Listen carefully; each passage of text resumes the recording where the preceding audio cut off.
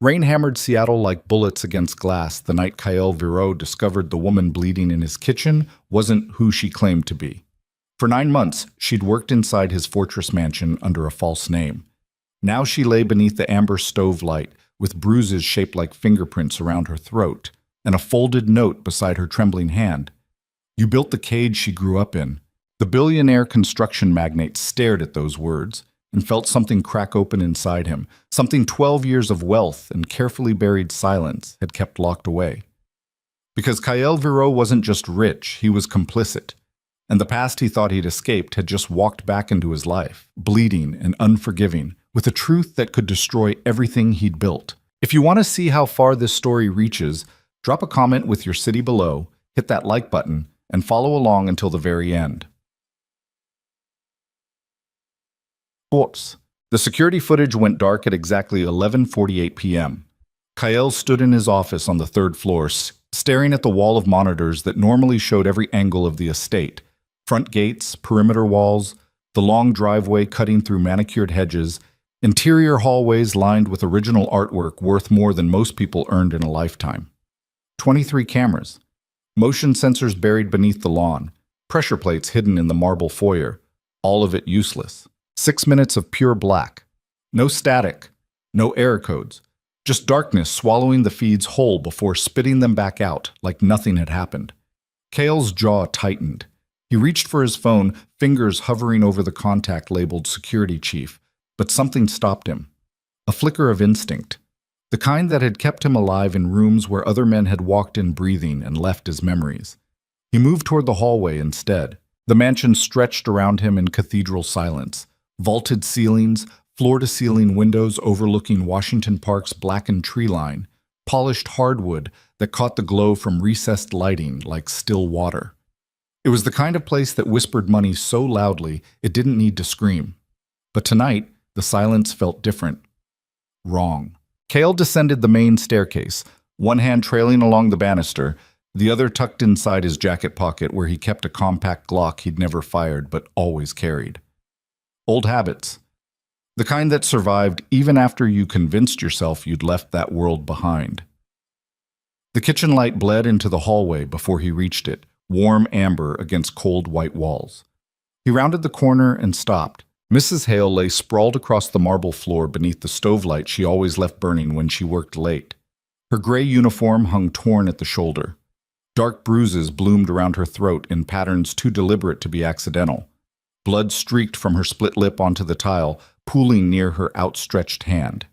And beside that hand, folded neatly like a dinner invitation, rested a single piece of paper. Kael moved without thinking, crossing the kitchen in 4 strides and dropping to one knee beside her. She was breathing, shallow, uneven, but alive. Her eyes cracked open when his shadow fell over her, wide and glassy with shock. "Don't move," Kael said, already pulling his phone out. "I'm calling. No." Her voice came out hoarse, barely louder than the rain hammering against the windows. "No police. You need a hospital." "No." She grabbed his wrist with surprising strength, fingers digging into his skin. "No hospital. No police." Kael stared at her. In 9 months of employment, Mrs. Hale had been professional to the point of invisibility. Efficient, quiet, the kind of person who moved through the mansion like a ghost, leaving behind perfectly arranged rooms and meals that appeared without fanfare. He didn't know her birthday, didn't know if she had family, didn't know anything beyond the background check his security team had run before hiring her, but he knew fear when he saw it. And this wasn't fear of whoever had hurt her. This was fear of him. "Who did this?" Kael asked quietly. She didn't answer, just stared at him with those wide, glassy eyes, her breathing shallow and ragged. Kael's gaze dropped to the folded note beside her hand. He reached for it slowly, unfolding the paper with careful fingers. The message inside was handwritten in black ink, each letter precise and deliberate. "You built the cage she grew up in." The words landed like a punch to the sternum. Kael read it twice, then a third time, trying to force sense into the sentence, searching for context that refused to appear. His mind spun through possibilities: extortion, revenge, mistaken identity. But none of them fit. The note wasn't a threat. It was an accusation. "What does this mean?" he asked, still holding the paper. Mrs. Hale closed her eyes. A tear slipped down her cheek, cutting through the blood. You don't remember me, do you? The question hit harder than the note. Kyl's hand tightened around the paper. He studied her face, really looked at her for the first time since she'd started working for him. Mid-30s, maybe. Dark hair pulled back in a tight bun. Olive skin, high cheekbones. Features that could have been striking if they weren't so carefully neutral, so deliberately forgettable. No, he admitted. She laughed. It came out wet and broken, more like a cough than humor. Of course you don't. Kyle felt something cold settle in his chest. He straightened slowly, the note still clutched in his hand, and took a step back. His mind was already working through the implications, cataloging threats, calculating risks. But beneath the tactical analysis, something deeper stirred. Something he'd spent 12 years learning how to ignore. Guilt. Tell me what this means, he said again, quieter this time. Mrs. Hale pushed herself up onto her elbows, wincing as the movement pulled at bruised ribs. She looked at him with eyes that held too much history, too much weight. My real name is Seraphine Vale. The name meant nothing to him. 13 years ago, she continued, voice steady despite the pain etched across her face, I was trafficked through a warehouse system in Tacoma, one of the logistics hubs your company used before you rebranded, before you became legitimate. The air left Kyl's lungs. She kept talking. I was 13 years old. They kept us behind a false wall in the basement while executives held meetings upstairs. I remember you coming through once. You wore a gray suit. You were signing shipping manifests at a desk near the window. You looked bored. Kyle didn't move. Couldn't move. I remember thinking, Seraphine said, her voice dropping to barely a whisper, that our lives weighed nothing to you, less than nothing. We were inventory. The kitchen blurred at the edges of Kyl's vision. He forced himself to breathe, to focus, to think past the roaring in his ears. That was a long time ago, he heard himself say. The words sounded hollow even to him. Not long enough. Seraphine sat up fully now, ignoring the blood on her uniform, the bruises darkening her skin. She looked at him with terrible clarity. I spent 9 months working inside this house, she said, watching you, studying the man who helped build the machine that destroyed my childhood. Do you know what I expected to find? Kyle said nothing. A monster, Seraphine finished. I expected to find a monster, someone cruel, someone who knew exactly what he was doing and didn't care. And I found something worse. She stood slowly, using the counter for support. I found a man who convinced himself he'd changed without ever facing what he'd done. A man who built a fortune on top of buried bodies and called it success.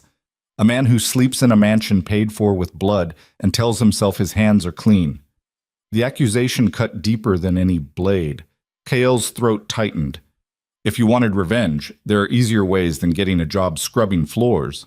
I didn't want revenge. Then what? I wanted to see if you were worth saving. The confession hung in the air between them like smoke. Before Kyle could respond, his phone buzzed in his pocket. He pulled it out automatically, half his attention still locked on Seraphine, the other half struggling to process what she'd just said. The message on screen was brief. Unknown number, tomorrow. 8 p.m. Alki Beach. Come alone. Kale stared at the text. No signature, no context, just coordinates disguised as an invitation. What is it? Seraphine asked. He showed her the screen. Her face went pale. That's him, she whispered. Him who? Lucien Dragor. The name detonated in Kyle's memory like a landmine he'd spent 12 years trying to forget. Lucien Dragor, former logistics architect of the Pacific Corridor Network. The man who had turned trafficking routes into spreadsheets, human cargo into profit margins, children into commodities. Elegant, patient, ruthless. A predator who wore tailored suits and smiled like he knew every secret you'd ever buried. Kyle had worked with him once, had taken orders from him, had signed documents that authorized shipments.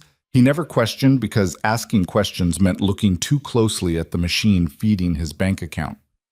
How do you know he sent this? Kyle asked, his voice tight. Seraphine touched the bruises on her throat. Because he's the one who did this.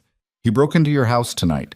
He knew exactly where the cameras were, exactly how long he had before your security system rebooted. He wanted me to deliver that note, wanted you to know he's back. Why? Because the network is returning. The words dropped like stones into deep water. Kale felt his pulse hammering in his temples. That's impossible. The corridor collapsed years ago. Federal raids, arrests, the entire infrastructure. Rebuilt. Seraphine cut him off. Bigger, smarter, protected by people with enough money and power to make the old operation look like small-time street crime. How do you know this? Because I've been tracking them for 3 years. Ever since I aged out of the system and realized no one else was going to stop them. She met his eyes. And because Lucien told me himself before he choked me unconscious in your kitchen. He wanted me to understand what was coming, wanted me to see the look on your face when you realized you never really escaped. Kael's hands curled into fists. What does he want? You. The single word carried the weight of inevitability. Your port infrastructure, Seraphine continued. Your shipping contracts. Your political connections. Everything you built after the corridor collapsed. He wants it reopened, repurposed, and if you refuse, she didn't need to finish. Kyle looked down at the note still clutched in his hand. You built the cage she grew up in. The past wasn't just returning. It was demanding payment, with interest. I need to make a call, he said. To who? Someone who can help. There's no one who can help with this. You don't know that. Seraphine laughed bitterly. I know exactly how this works. I've lived it. You think your lawyers or your security team or your money can protect you from Lucien? And he owns people like that. He is people like that. The only difference between him and you is he never bothered pretending to be clean. The accusation landed like a slap. Kale forced himself to breathe, to think, to move past the panic clawing at his chest. Then what do you suggest? He asked quietly. Seraphine wiped blood from her lip with the back of her hand. You go to that meeting tomorrow night. You listen to what he wants. And then you decide whether you're still the man who looked bored while children disappeared beneath your feet, or whether you've actually changed. And if I haven't, then I hope he destroys you. The honesty in her voice was more terrifying than any threat. Kale stood there as the amber kitchen light, surrounded by marble and blood and the wreckage of carefully constructed denial, and realized something fundamental had shifted. The walls he'd built around his past were crumbling, and there was no one coming to save him, because the enemy threatening him now wasn't a person. It was the truth. The rain hadn't stopped by the time Kyle reached his office on the 3rd floor. He poured 3 fingers of scotch into a crystal tumbler and stood at the window overlooking Washington Park, watching rain distort the city lights into abstract smears of color. Behind him, Seraphine had refused medical attention, refused to leave the estate, refused everything except a hot shower and a change of clothes. She was in the guest room now, probably not sleeping, probably staring at the ceiling and wondering what fresh hell tomorrow would bring. Kyle drained half the scotch in one swallow. His phone sat on the desk, the message from Lucien still glowing on the screen like a brand. He should call his security chief, should activate lockdown protocols, should contact his lawyers and start building a defensive wall of legal protection thick enough to survive whatever storm was coming. But Seraphine's words kept echoing in his skull. You convinced yourself you'd changed without ever facing what you'd done. The scotch turned sour in his mouth. Kale set the glass down and pulled up his contacts, scrolling past names of politicians, developers, contractors, fixers, the entire ecosystem of power and influence he'd cultivated over 12 years of legitimate business. His thumb hovered over Marcus Chen, security chief, then moved past it. He dialed a different number instead. It rang 4 times before connecting. Kale? The voice on the other end was rough with sleep. It's almost 1 a.m. This better be... I need everything you have on Lucien Dragor. Silence stretched across the line. Jesus Christ, Marcus finally said. That's a name I haven't heard in a long time. Why are you asking about him? He contacted me, wants a meeting. When? Tomorrow night. Marcus exhaled slowly. Don't go. Not an option. Then you're an idiot. Probably. Another pause. Kale could hear Marcus moving, heard the rustle of blankets, footsteps on hardwood. Lucien Dragor disappeared from federal radars 7 years ago, Marcus said, his tone shifting into the clipped efficiency of a former Marine briefing an officer. Last confirmed sighting was in Singapore. Before that, he'd been operating out of Eastern Europe, helping reorganize trafficking infrastructure after the corridor raids. Word was he'd gone legit, consulting for private security firms, advising governments on counter-trafficking measures. Poacher turned gamekeeper. You believe that? No. Neither do I. What does he want? Kale hesitated. How much to tell? How much to admit? My infrastructure, he said finally. He wants me to reopen certain channels for import operations. The euphemism hung heavy. And if you refuse? Marcus asked. He burns me. How? Old records, federal evidence, everything that ties me to the original network. Marcus didn't respond immediately. When he did, his voice was careful. Does he actually have that? Probably. Then you're fucked. I know. So why are you calling me instead of a lawyer? Kale looked out at the rain-soaked city, at the glittering skyline he'd helped build with money he'd never questioned the source of, at the empire standing on foundations he'd spent 12 years refusing to examine. Because I don't know if I want to fight this. The confession felt like stepping off a cliff. Marcus said nothing for a long moment. You realize what you're saying? He finally asked. Yeah. You realize what happens if you don't fight? Your company collapses, your assets freeze, your reputation? I know. Then what the hell are you talking about? Kale closed his eyes. There's a woman in my guest room right now. Her name is Seraphine Vale. 13 years ago, she was trafficked through one of the warehouse systems I helped operate. She's been working in my house for 9 months under a false identity, watching me, waiting to see if I was worth saving. He paused. Tonight, Lucien broke into my home and beat her unconscious just to send me a message. Silence. Christ, Marcus breathed. So when you ask what I'm talking about, Kale continued, I'm talking about whether I keep running from what I did or whether I finally face it. Whether I keep hiding behind lawyers and money and 12 years of distance or whether I actually do something that matters. Like what? I don't know yet. Marcus exhaled slowly. This is a bad idea, Kale. A really bad idea. Probably. You could lose everything. I know. And it might not even matter. Guys like Lucien don't go down easy.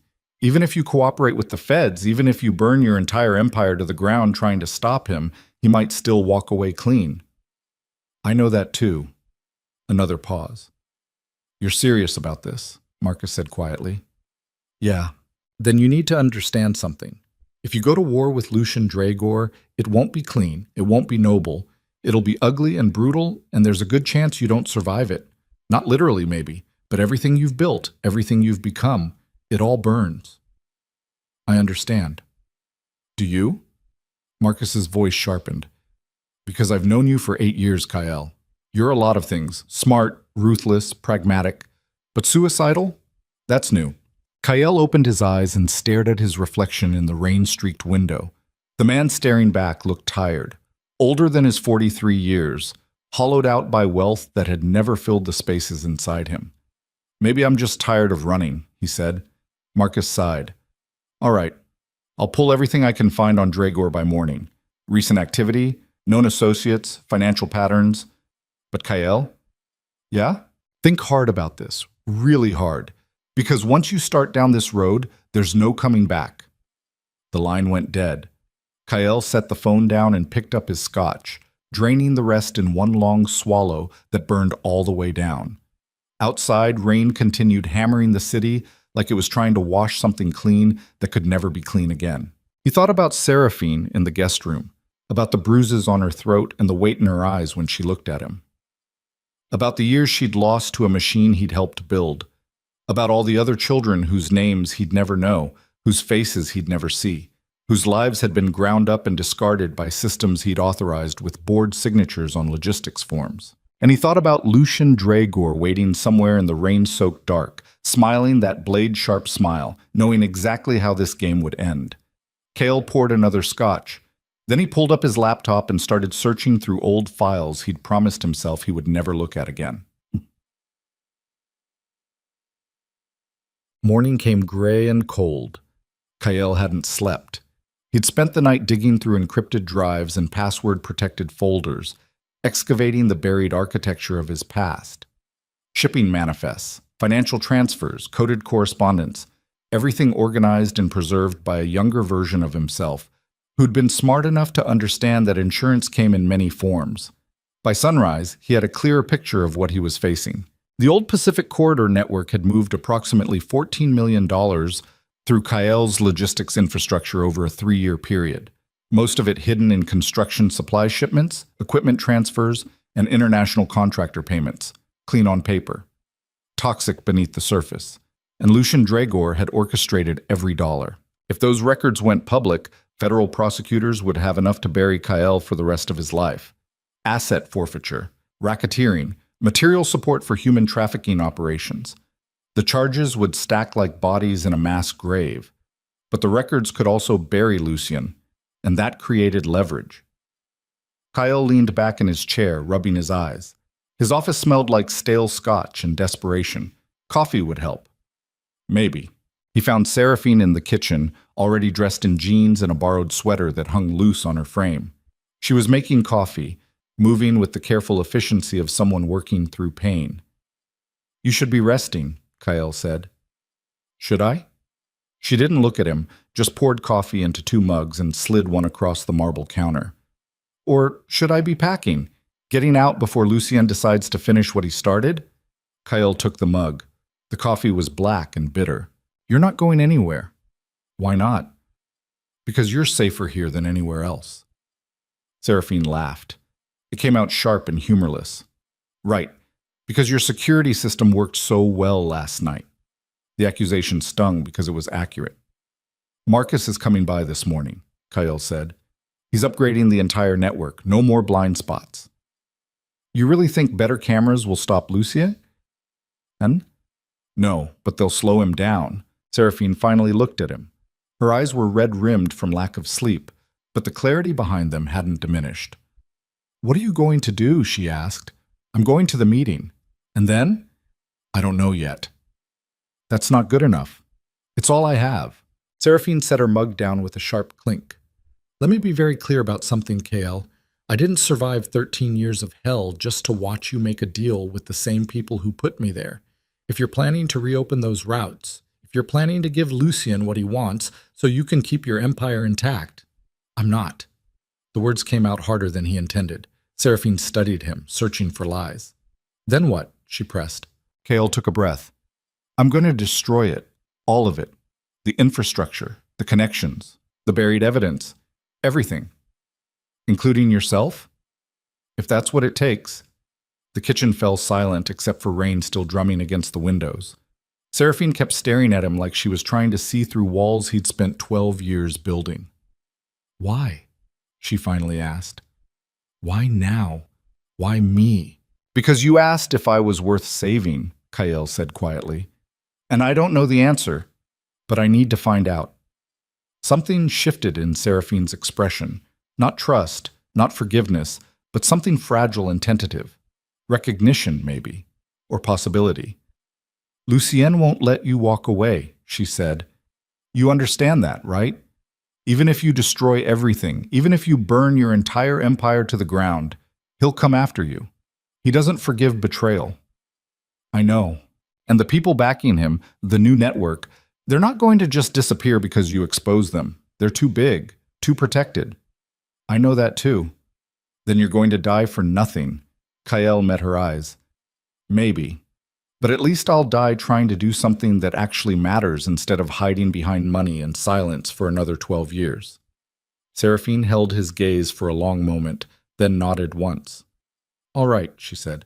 "Then I'm coming with you tonight." "No." "Yes." "Absolutely not. It's too dangerous. I've been in danger my entire life," Seraphine cut him off. "This is just another Tuesday. And besides, you need me there." "Why?" "Because Lucien expects you to show up alone and scared. He expects you to negotiate from weakness. But if I'm standing next to you, it sends a different message." "What message?" "That you know what he did. That you believe me. That you're not pretending anymore." She paused. and that scares him more than anything else you could do. Kyle wanted to argue, wanted to send her somewhere safe, if such a place existed, but the determination in her eyes was absolute. "Fine," he said, "but you stay in the car unless I signal otherwise. Deal." They shook on it. Outside, the rain finally stopped. Gray morning light filtered through the windows, catching on marble and chrome and all the polished surfaces that made the mansion feel more like a museum than a home. Kyle finished his coffee and set the mug aside. "I need to know something," he said. "The note Lucien left. You built the cage she grew up in. How did he know about you, about us?" Seraphine's jaw tightened. "Because I told him." The confession landed like a grenade. "When?" 6 months ago. I thought I could use him. Thought I could get information about the new network by pretending to want revenge against you." She looked away. "I was wrong. He figured out what I was doing and decided to turn it around, use me to get to you instead. Jesus. I'm sorry." "Don't be." Cale ran a hand through his hair. "You did what you had to do, same as everyone else in this mess. That's not an excuse." "No, but it's the truth." They stood there in the silent kitchen, two people connected by violence and history and choices neither of them could take back, trying to figure out how to survive what came next. The doorbell rang. Marcus had arrived. Marcus Chen moved through the mansion like a man surveying a battlefield. Tall, lean, with the kind of calm efficiency that came from years of military service in places where mistakes meant body bags. He carried 2 large equipment cases and didn't waste time on pleasantries. "Your security system is garbage," he announced, setting the cases down in the foyer. "Whoever disabled it last night knew exactly what they were doing. Professional-grade intrusion, military timing. Can you fix it?" Kyle asked. "I can make it better. Can't make it perfect." Marcus glanced at Seraphine, who'd followed them into the foyer. "You must be Ms. Vale." "Just Seraphine," Marcus nodded. "Marcus Chen. Sorry about what happened." "Don't be. You didn't do it." "No, but I should have seen it coming." He turned back to Cale. "I pulled everything I could find on Dragor. Most of it's speculation and intelligence chatter, but there's enough substance to paint a picture." "And?" Marcus pulled out a tablet and started swiping through files. Lucian Dragor has been operating in the shadows for 7 years, rebuilding trafficking infrastructure across the Pacific Rim. Singapore, Hong Kong, Manila, Vancouver, Seattle. He's not running the network himself. He's the architect, the consultant. He designs the systems, then sells them to whoever can afford his services. "Who's backing the new network?" Seraphine asked. Marcus hesitated. "That's where it gets complicated. There's no single organization. It's more like a coalition of independent operators protected by a web of legitimate businesses. Luxury real estate, construction firms, import-export companies, even charitable foundations." Kyle felt his stomach drop. "Names?" "One name keeps appearing in the intelligence chatter." Marcus looked up from the tablet. "Ronan Valicrest." The name detonated in Kyle's head. Ronan Valcrest. Billionaire developer.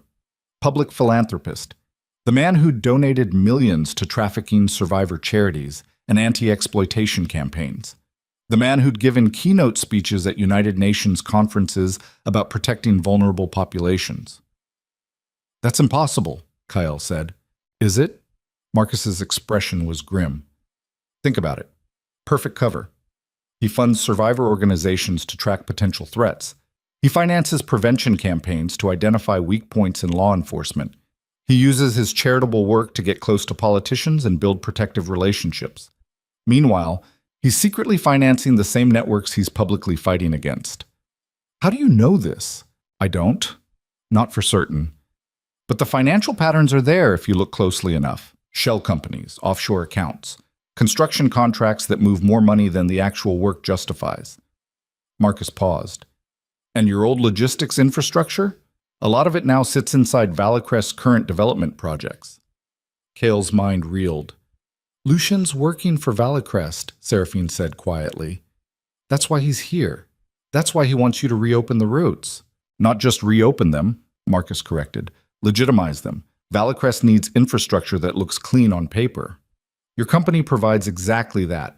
Port contracts, shipping agreements, political relationships. Everything Lucien designed 12 years ago, rebuilt and protected by someone so publicly righteous that no one would ever suspect him. The pieces fell into place with sickening clarity.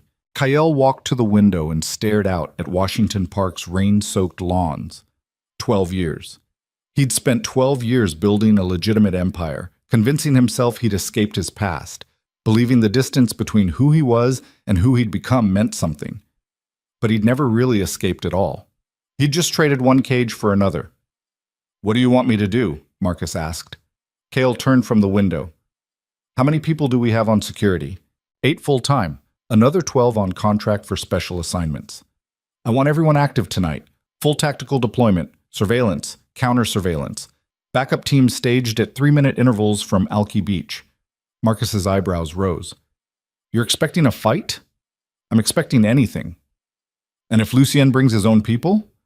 "Then we respond accordingly." Marcus studied him for a long moment. "You've changed your mind about something. I can see it. What happened?" Cale glanced at Seraphine, who stood near the staircase, watching the exchange with careful attention. "I decided to stop running," he said simply. Marcus nodded slowly. "All right. But Kyle, if this goes bad tonight, we need contingencies." "Like what?" "Like an exit strategy. Like knowing where you're going if you have to disappear.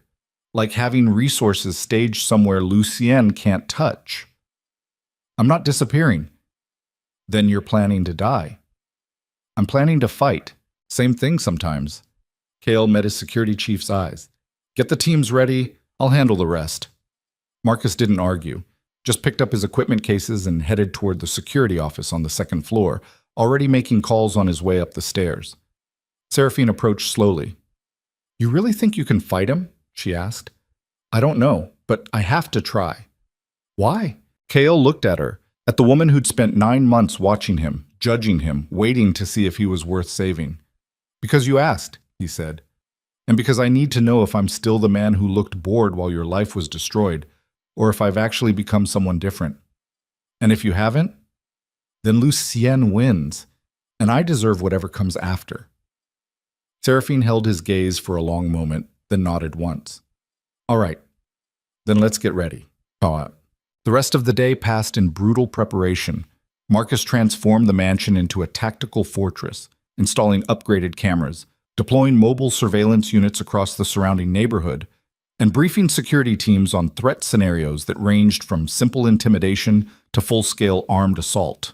Kyle spent hours in his office reviewing every document, every record, every piece of evidence he'd excavated from the encrypted drives.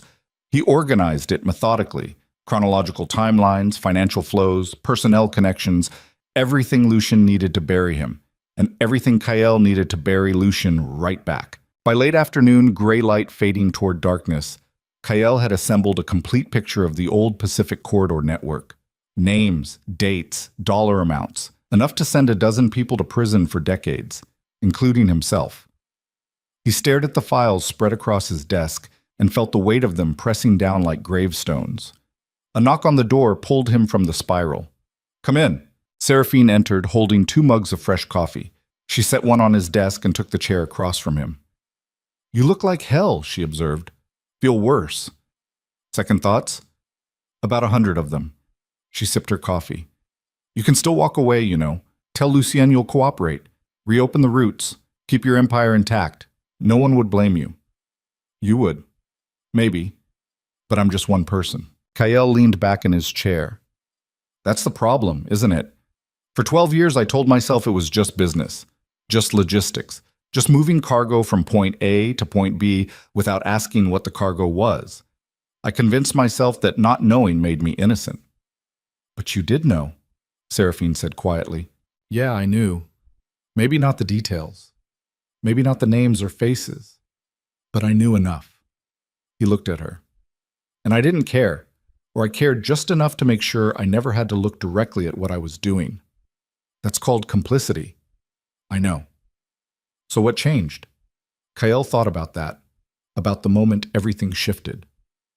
"You," he said finally. "You changed it. by walking into my house and forcing me to see what I spent 12 years refusing to look at. Seraphine set her mug down. I didn't do this to save you, KL. I did it because I needed to know if the man who helped destroy my childhood had actually become someone different, or if he was just better at lying to himself. And? I still don't know. She paused. But tonight might answer that question. They sat in silence for a moment, drinking coffee and watching darkness settle over the city outside. I need to tell you something, Seraphine said eventually. About Lucien. Kael waited. He's not just dangerous because he's smart or ruthless or well-connected, she continued. He's dangerous because he understands how guilt works, how shame works. He knows exactly how to weaponize your conscience against you. I don't follow. He's going to offer you a way out tonight. A way to keep your empire and your reputation intact. A way to make all of this disappear without anyone ever knowing what you did 12 years ago. She met his eyes. And it'll sound reasonable. It'll sound like the smart choice, like the pragmatic choice. But it'll be a trap. Because the moment you take it, you prove to yourself that nothing inside you has actually changed, that you're still the same man who looked bored while children disappeared, and that knowledge will destroy you more completely than any prison sentence ever could. The truth of it hit hard. So what do I do? Kael asked. You decide who you are, Seraphine said simply. Right now, before the meeting. Because once you're in that room with Lucien, it'll be too late. He'll read your hesitation, your doubt, and he'll use it to break you. Kael looked down at the files on his desk, evidence of crimes he'd committed, lives he'd ruined, years he could never give back. I don't know who I am anymore, he admitted. Then figure it out. How? Seraphine stood. By choosing what matters more. Your empire or your conscience, your reputation or your soul, the man you were or the man you could become. She left the office without another word. Kael sat alone in the gathering dark, surrounded by evidence and guilt and the weight of choices he couldn't unmake, trying to figure out how to become someone worth saving. The drive to Alki Beach took 40 minutes through rain-slick streets that reflected neon and headlights like oil on water. Kael sat in the back of the armored SUV, watching Seattle blur past the tinted windows, while his pulse hammered a steady rhythm against his temples. Marcus drove. Seraphine sat beside Kael, staring out her own window with an expression carved from stone. Communications check, Marcus said into his radio. All units confirm position. Static crackled through the speaker, followed by 4 separate voices confirming surveillance positions around the beach meeting point. Backup teams, counter-surveillance, mobile units staged at 3-minute intervals. It should have felt reassuring. It didn't. ETA 7 minutes, Marcus announced. He glanced at Kael in the rearview mirror. Last chance to call this off. Keep driving. Your funeral. The SUV merged onto Beach Drive, hugging the coastline where Puget Sound stretched dark and restless beneath a starless sky. Alki Beach appeared ahead, a curved stretch of sand and boardwalk lined with shuttered restaurants and empty parking lots, off-season, abandoned, perfect for a conversation no one was meant to witness. Marcus pulled into a lot overlooking the water and killed the engine.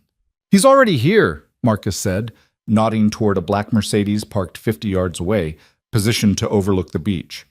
Kael could see a figure standing near the waterline, tall, composed, hands in his pockets like he was waiting for a friend instead of orchestrating a shakedown. Lucien Dragor. I count 2 additional vehicles, Marcus continued, scanning the lot through a handheld scope. Range Rover parked near the north entrance. BMW at the south exit. Probably his security. How many people? Hard to say. Windows are tinted. Could be 1 per vehicle. Could be 4. Kael opened his door. Wait, Seraphine said, grabbing his arm. You don't have to do this alone. Yes, I do. No, you really don't. Her grip tightened. I know what he's going to say. I know how he operates. He'll make you feel like you're negotiating from weakness, like you owe him something, like the only rational choice is to give him what he wants. I know. Do you? Her eyes searched his face. Because 12 years ago, you made that exact choice. You gave people like Lucien what they wanted because it was easier than fighting back. Because it paid better, because it let you sleep at night without looking too closely at what you were building. The accusation stung because it was true. I'm not that person anymore, Kael said. Prove it. She released his arm. Kael stepped out into cold wind that tasted like salt and rain. His shoes crunched across gravel as he crossed the parking lot toward the beach. Behind him, he heard the SUV door open, Marcus taking up a position where he could provide overwatch. The sound of waves grew louder as Kael descended wooden steps to the sand. Lucien stood 20 feet away, facing the water, wearing an expensive charcoal coat that probably cost more than most people earned in a month. His dark hair was swept back from a face that belonged in boardrooms and opera houses, refined, elegant, unthreatening, a predator wearing a human mask. Kael Viro, Lucien said without turning around. I was beginning to think you wouldn't come. Here I am. So you are. Lucien finally turned, and his smile was exactly as Kael remembered, sharp enough to draw blood. You look tired. Not sleeping well? Cut the small talk, Lucien. What do you want? Always so direct. I appreciate that about you. Lucien gestured toward the dark water. Beautiful, isn't it? The sound. I've missed Seattle, such a clean city, so progressive, so committed to justice and equality. Lucien. Right. Business. The smile sharpened. I want your infrastructure reopened. Port access, shipping contracts, the entire logistics network you've spent 12 years legitimizing. I need it operational within 90 days. For what? Import operations. Be specific. Lucien's eyes glittered. I think we both know what I'm talking about, Kael. Let's not insult each other with euphemisms. Kael's jaw tightened. The answer is no. Is it? Lucien pulled something from his coat pocket. A flash drive, no bigger than his thumb. This contains every document, every manifest, every financial transfer that ties you to the Pacific Corridor network. Bank records, shipping logs, emails, even a few recorded conversations where you discussed logistics with people who are now serving federal prison sentences. He held the drive up like a priest offering communion. If this goes to the FBI, Lucien continued, your empire collapses within 72 hours. Asset forfeiture, criminal charges, your name plastered across every news station in the country as the billionaire philanthropist who made his fortune trafficking human beings. I know what's on that drive. Do you? Because there's new material too. Evidence I've been collecting for the past 2 years. Updated financial forensics connecting your current business operations to the old network. Patterns that prove you never really stopped. You just got better at hiding it. That's bullshit. Is it? Lucien smiled. Or is it close enough to the truth that no jury would see the difference? The wind cut across the beach, carrying spray that tasted like ice. Why me? Kael asked. You could find a dozen other developers willing to provide what you need. Easier targets, people with fewer scruples. But none of them have your specific infrastructure, your port contracts, your political relationships. Lucien paused. And none of them owe me what you owe me. I don't owe you shit. No? Lucien took a step closer. 12 years ago, I made you rich. I handed you an operation worth millions and taught you how to hide it inside legitimate business. Everything you've built since then, every dollar, every contract, every achievement, it all started with money I put in your pocket. Blood money. Money nonetheless. Lucien's expression hardened. You took it eagerly enough back then, didn't ask questions, didn't lose sleep. You just cashed the checks and built your empire on foundations I provided. So don't stand there now and pretend you're better than me, Kael. We're the same. The only difference is I'm honest about what I am. The words hit like fists. I'm not the same person I was 12 years ago, Kael said quietly. Aren't you? Lucien gestured toward the parking lot where the SUV sat waiting. You're still surrounded by security, still living in a fortress, still using money and power to protect yourself from consequences. The only thing that's changed is you've convinced yourself the blood washed off. I know what I did. Do you? Because I don't think you've ever really looked at it. Not honestly. You've spent 12 years running from it, building walls, creating distance, telling yourself you've changed without ever actually facing what you were. Lucien pulled out his phone and tapped the screen. Let me show you something. He turned the phone toward Kael. The screen displayed a photograph, grainy, taken from a security camera. It showed a younger version of Kyle standing in a warehouse office, signing documents while two men in suits watched. Behind them, barely visible through a doorway, another room stretched into darkness. Kyle knew what was in that room. He'd always known. "That's you," Lucienne said. 15 years ago, Tacoma Logistics Hub. You were signing off on a shipment manifest while 23 people were locked in the basement below your feet. Children, mostly, ages 9 to 16. Cale's throat closed. One of those children, Lucienne continued, was named Seraphine Vale. She was 13, terrified, certain she was going to die in that basement. And you, he pointed at the photograph, you looked bored. The image burned into Kale's retinas. "I've carried this photograph for 12 years, Lucian said, pocketing his phone. "Not because I'm sentimental, because it reminds me that people like you don't really change. You just get better at lying to yourselves." Kale forced air into his lungs. "What do you want, Lucienne?" "I already told you. Your infrastructure. 90 days. And if I refuse, then I send everything to the FBI. Your empire burns, your reputation dies. And that woman sitting in your SUV right now, Seraphine Vale, the survivor you've been harboring under a false identity, she becomes a national news story. Every detail of what happened to her, every moment of trauma, all of it dragged into public light. The threat landed like a blade between ribs." "You're a real piece of shit," Kyle said. Lucian smiled. "Yes, but I'm an honest piece of shit. I know what I am. Can you say the same?" For a long moment, neither man spoke, just waves crashing against sand and wind cutting across the beach like knives. "I need time to think," Kale finally said. "You have 72 hours. After that, everything burns." Lucien turned and walked back toward the parking lot, his expensive coat billowing in the wind like a funeral shroud. He paused at the wooden steps. "One more thing, Kyle. That security team you brought tonight? The surveillance units you think I don't know about?" He glanced back over his shoulder. "I counted 8. You should have brought more."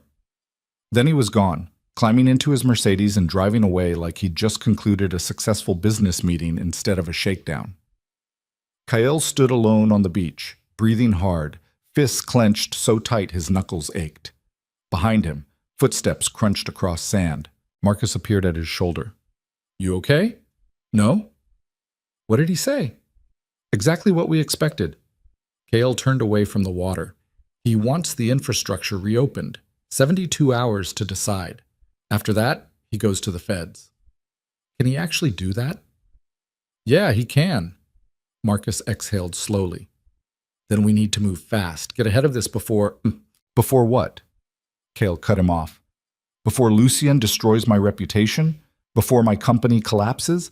Before every news station in the country brands me a monster? Before he wins. He's already won, Marcus. The moment I signed those manifests 15 years ago, this outcome became inevitable. I just didn't know it yet." "That's bullshit. You still have options." "Like what?" "Fight back. Use the evidence you have against him. Expose Valicrest.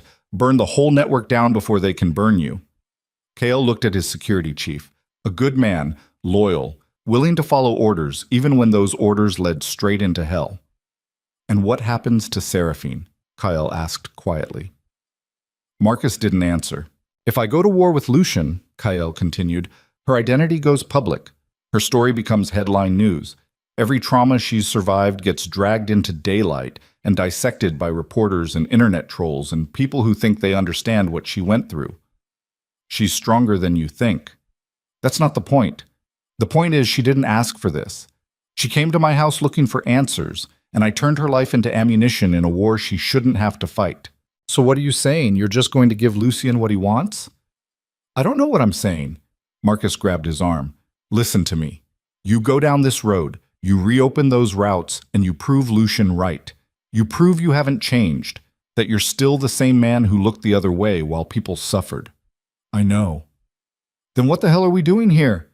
Kyle pulled free and started walking back toward the parking lot. He found Seraphine standing outside the SUV, arms wrapped around herself against the cold. She watched him approach with eyes that saw too much. "What did he offer you?" she asked. 72 hours to reopen the infrastructure. After that, He burns everything. And you said no. It wasn't a question. I said I needed time to think.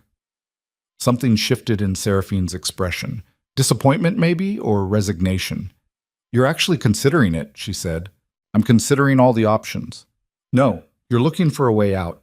A way to keep your empire intact and tell yourself you didn't have a choice. She stepped closer. That's what Lucien does. He gives you just enough rope to hang yourself, then watches while you tie the knot. It's not that simple. Yes, it is.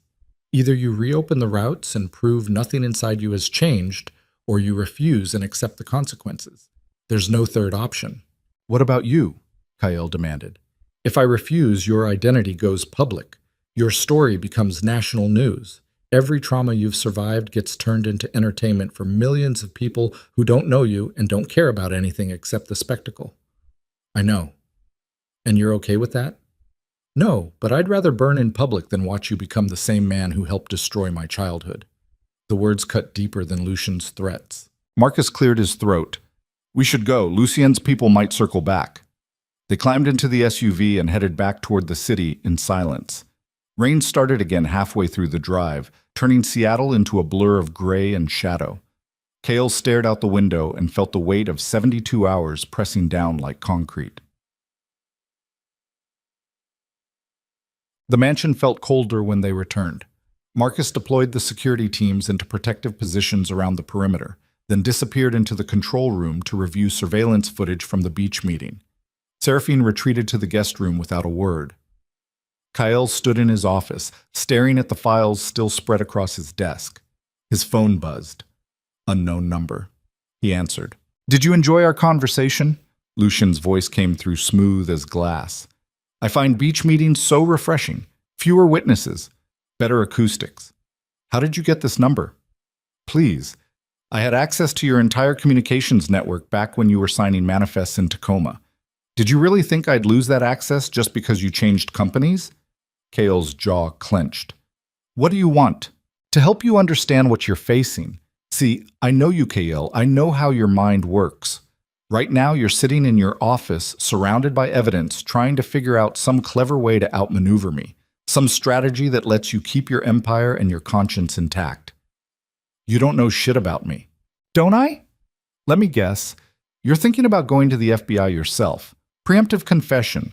Turn state's witness and hope for immunity. Maybe you even think you can spin it as redemption, the repentant billionaire trying to make amends. Kael said nothing. The problem, Lucien continued, is that strategy requires you to burn Seraphine along with everything else. Her identity, her privacy, her right to control her own story.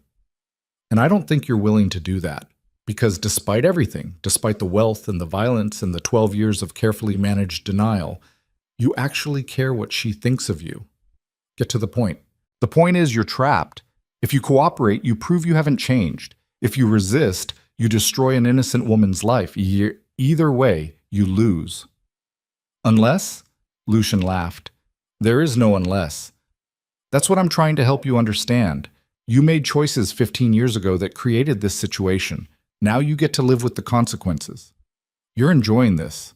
Immensely. But it's not personal, Kael. It's just business. The same business we used to be partners in, remember? The same business that made you rich and powerful and respected. You built your empire on foundations I provided.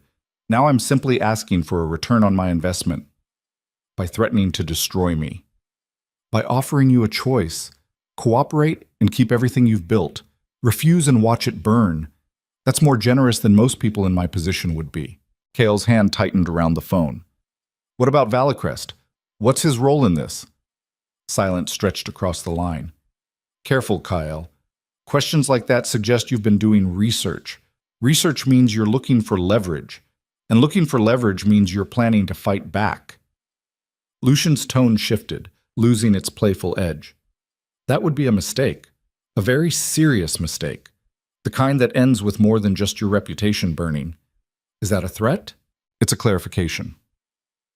Ronan Valicrest is not someone you want to fuck with. He's protected by people who make me look like a street-level hustler, senators, federal judges, international financiers, people who could erase you from existence and no one would ask questions. Then why do you need me? Because you're useful. Because your infrastructure is already established and above suspicion. Because bringing in someone new would create unnecessary complications. Lucian paused. But make no mistake, you're not irreplaceable. If you become more trouble than you're worth, there are other options. Messier options. Options that involve more than just evidence going to the FBI. The threat hung in the air like poison gas. 72 hours, Kael. Use them wisely. The line went dead. Kael set the phone down carefully, like it might explode if handled too roughly. His hands were shaking. He pressed them flat against the desk and forced air into his lungs.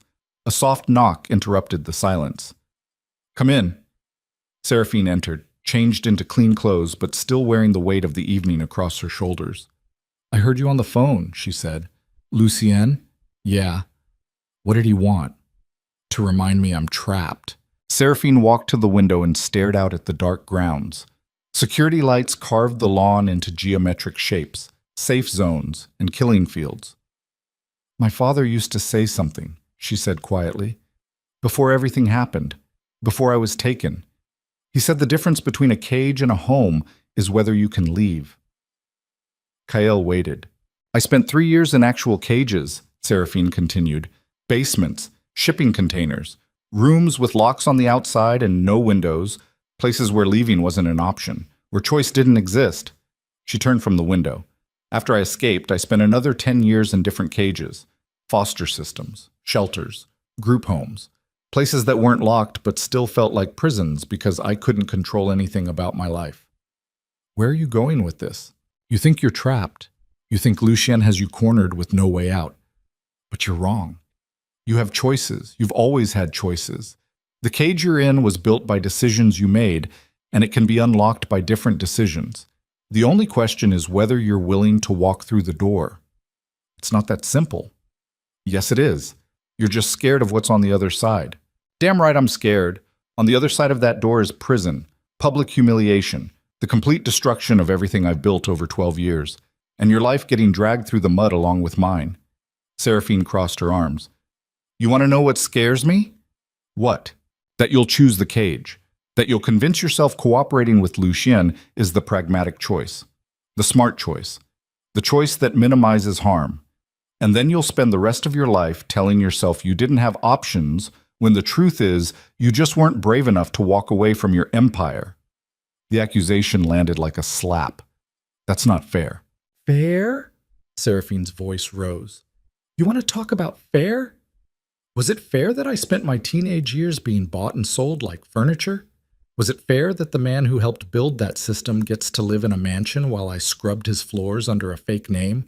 Was it fair that Lucien gets to walk around threatening people with evidence of crimes he fucking orchestrated? No, none of it's fair." "Then stop acting like fairness matters. Stop looking for the option that lets you keep your hands clean. Your hands are already dirty, Kael. They've been dirty for 15 years. The only question now is whether you're going to keep them dirty or actually do something that matters." "Like what?" "Like burning it all down. Like exposing Valacres. Like going to the FBI yourself before Lucien can control the narrative.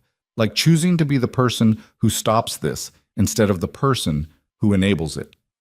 Kael's phone buzzed again. This time the message was from Marcus. "Security footage from beach meeting. You need to see this. Now." "I have to go," Kael said. "Of course you do." Seraphine headed for the door, then stopped. 72 hours, Kael. That's what Lucien gave you. But the clock that actually matters is faster. Every minute you spend trying to find a perfect solution is a minute you're not doing anything at all, and doing nothing is its own kind of choice. She left. Kael grabbed his phone and headed downstairs to the security control room.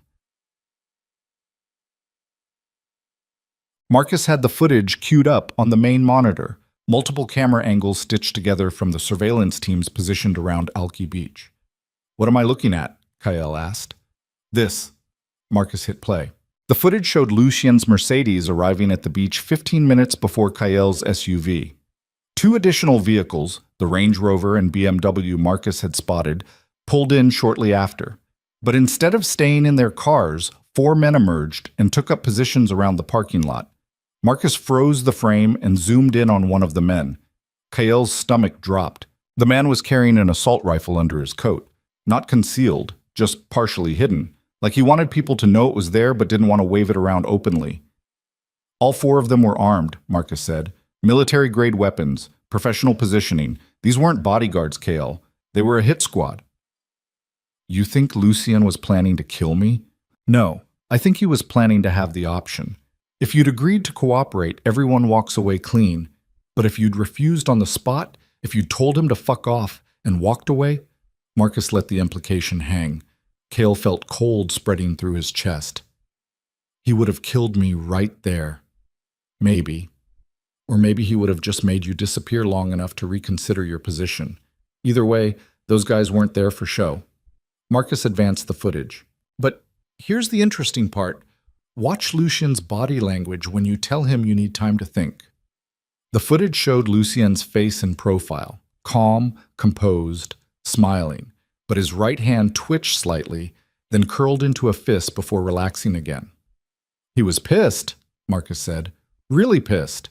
He expected you to either cave immediately or refuse outright. The fact that you asked for time threw him off his script. Why does that matter? Because it means he's operating on a timeline. Something's pushing him, something urgent. Otherwise, he would have given you more rope. Let you twist in the wind for a week or two while the pressure built. But 72 hours? That's tight. That's desperate. Kale's mind started working through implications. You think the new network has a deadline. I think Lucien has a deadline, which means Valicrest has a deadline, which means whoever's backing Valicrest has a deadline. Marcus pulled up another window on the monitor, financial tracking data. I did some digging after the meeting, cross-referenced Valicrest's current development projects against shipping schedules and port activity. And there's a container ship scheduled to dock at the Port of Seattle in 86 hours. The manifest lists it as construction materials for one of Valicrest's luxury developments in Bellevue. But the tonnage doesn't match, the shipping route doesn't match. And the company that chartered the vessel is a shell corporation registered in Panama with exactly zero operational history. The pieces fell into place with sickening clarity. It's a trafficking shipment, Kyle said. That's my guess. A big one. And they need your port access to get it through customs clean. Without your infrastructure, without your contracts and your political relationships, that shipment becomes a massive liability. So if I refuse, they lose millions, maybe tens of millions, maybe more than money. Maybe they lose the trust of whoever's financing the operation. Maybe the whole network collapses because they can't deliver on promises they've made. Kael stared at the frozen image of Lucien's face on the monitor, all that elegant composure hiding desperation underneath. He's bluffing, Kael said quietly. About what? About waiting 72 hours. He can't wait that long. The ship docks in 86 hours. He needs my answer before then, probably within 48 hours. Otherwise, he has to scramble for alternatives and hope they work. Which means I have leverage I didn't know I had. Marcus turned from the monitor. What are you planning? I don't know yet. Kyle pulled out his phone. But I need to make a call first. He dialed a number he'd been avoiding for 12 years. It rang 6 times before connecting. Federal Bureau of Investigation, how may I direct your call? Kyle took a breath.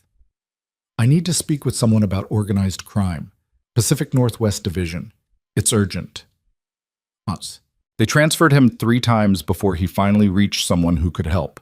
This is Agent Elena Cross. Who am I speaking with? The voice was female, professional, carrying the kind of authority that came from years of dealing with bullshit and recognizing when something real walked through the door. My name is Kyle Viro. I have information about a human trafficking operation operating out of Seattle. I think you're going to want to hear this. Silence.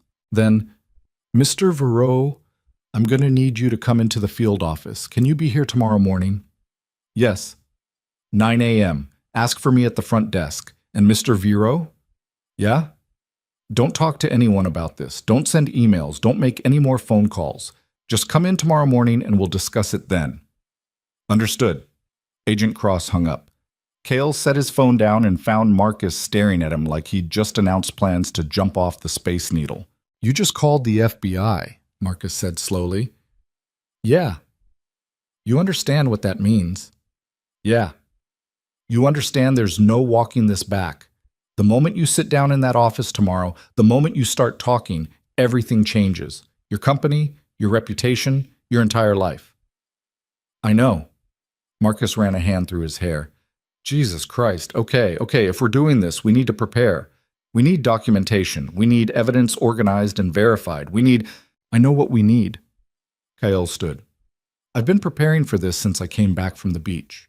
Maybe longer, maybe for 12 years without realizing it. What about Seraphine? What about her?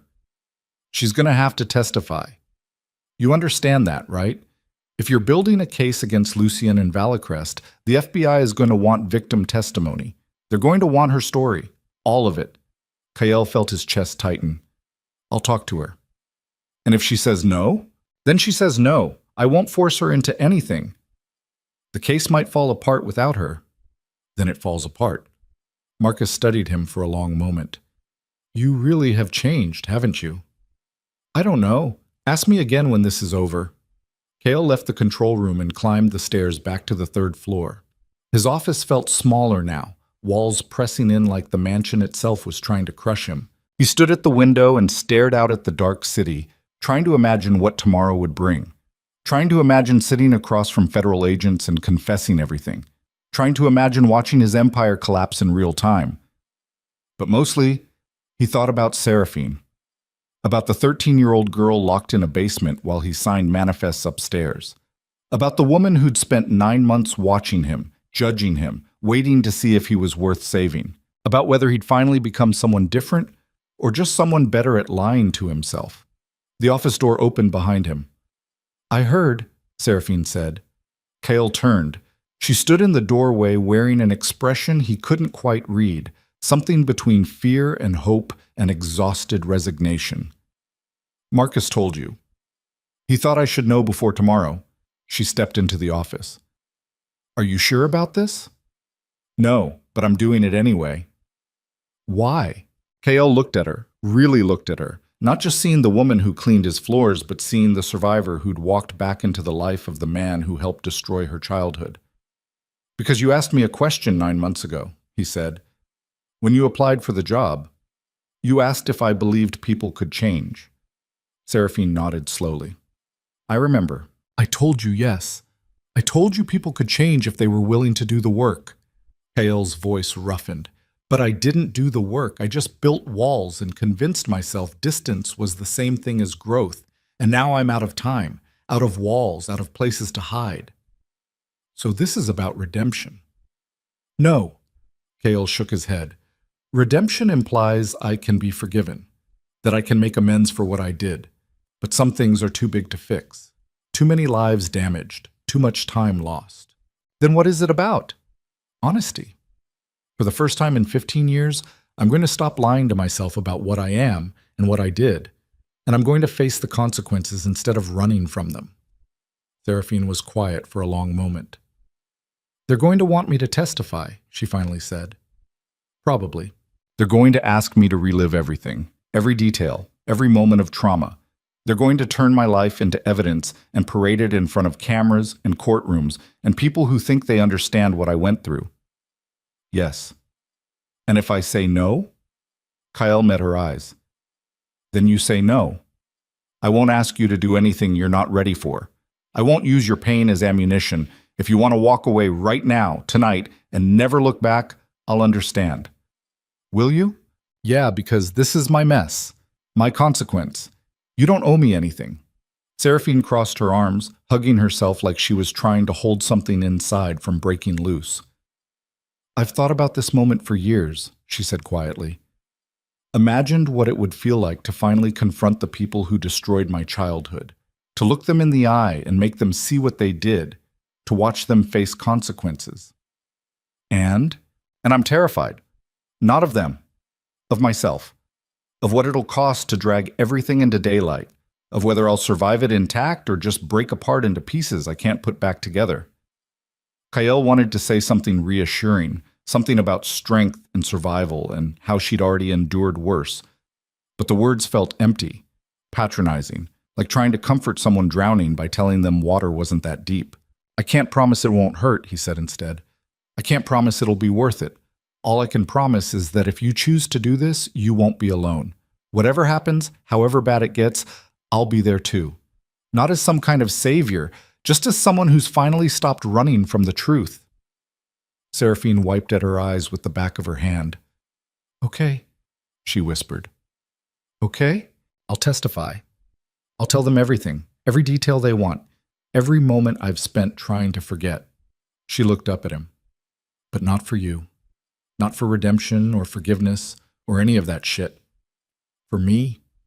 Because I'm tired of carrying this alone, tired of pretending I'm fine, tired of letting the people who hurt me walk around free while I'm still locked in cages they built. I understand. Do you? Because this is going to destroy both of us, KL. Once we walk into that FBI office tomorrow, there's no coming back. No walking away. No second chances. We burn together, or we don't burn at all." Kale thought about the empire he'd built, the reputation he'd cultivated, the 12 years he'd spent convincing himself he'd escaped his past. All of it built on foundations of blood and silence. All of it about to collapse. "Then we burn," he said. Seraphine extended her hand, not in friendship, not in forgiveness, in partnership. Two people choosing to walk into fire together because the alternative was staying in cages built from their own choices. Kael took her hand. They stood there in the silent office while rain hammered against the windows and thunder rolled across the Seattle skyline. Two damaged people connected by violence and history and the terrifying possibility that maybe, just maybe, honesty mattered more than survival. "We should get some sleep," Seraphine said finally. "Tomorrow's going to be hell." "Yeah." She released his hand and headed for the door, then stopped. "Kael? Yeah? Thank you." "For what?" "For finally choosing to see what you helped build instead of looking away." She left. Kael stood alone in his office, surrounded by evidence and guilt and the weight of choices he could never unmake, trying to prepare himself for the destruction coming with the dawn. His phone buzzed one final time. Another message from Lucien. "TikTok." Kael deleted it without responding. Then he pulled up his laptop and started writing down everything he remembered. Every name, every shipment, every detail from 15 years of complicity that he'd spent 12 years trying to forget. The confession ran to 47 pages by the time he finished. Outside, rain turned to sleet as November cold settled over the city like a shroud. And somewhere in the dark, Lucien Dragor sat in his expensive apartment, staring at surveillance feeds and financial spreadsheets, completely unaware that the man he'd been threatening for 12 years had finally stopped running. The 72-hour clock kept ticking, but Kael wasn't waiting anymore. He was done being trapped, done choosing cages over freedom, done lying to himself about what he was and what he'd done. Tomorrow morning, he would walk into the FBI field office and confess everything. And then the real war would begin. Dawn came gray and merciless. Kael stood in the shower, letting scalding water hammer against his shoulders until his skin turned red, trying to wash away the exhaustion that had nothing to do with lack of sleep. The 47-page confession sat printed and organized in a manila folder on his desk upstairs. Every crime cataloged, every name documented, every shipment detailed with the cold precision of someone preparing their own execution. He dried off and dressed in a dark suit, the kind he wore to funerals and board meetings where bad news got delivered in expensive conference rooms.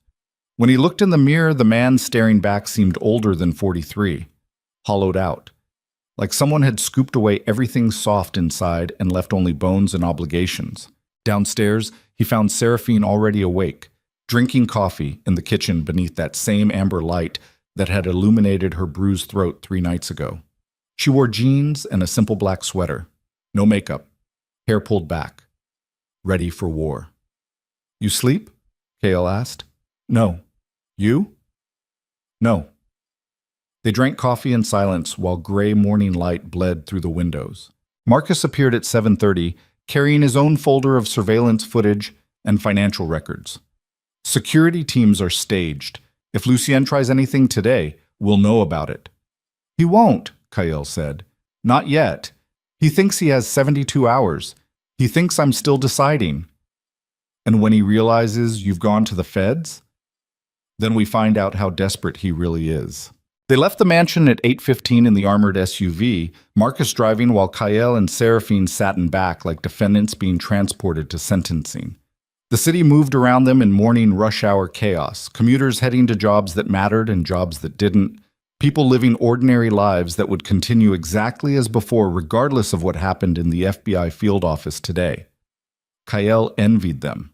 The federal building downtown rose 15 stories of concrete and glass that reflected low clouds like dirty mirrors. Marcus pulled into the underground parking garage and killed the engine. "Last chance to walk away," he said. Kale grabbed his folder. "Let's go." They rode the elevator to the 7th floor in silence.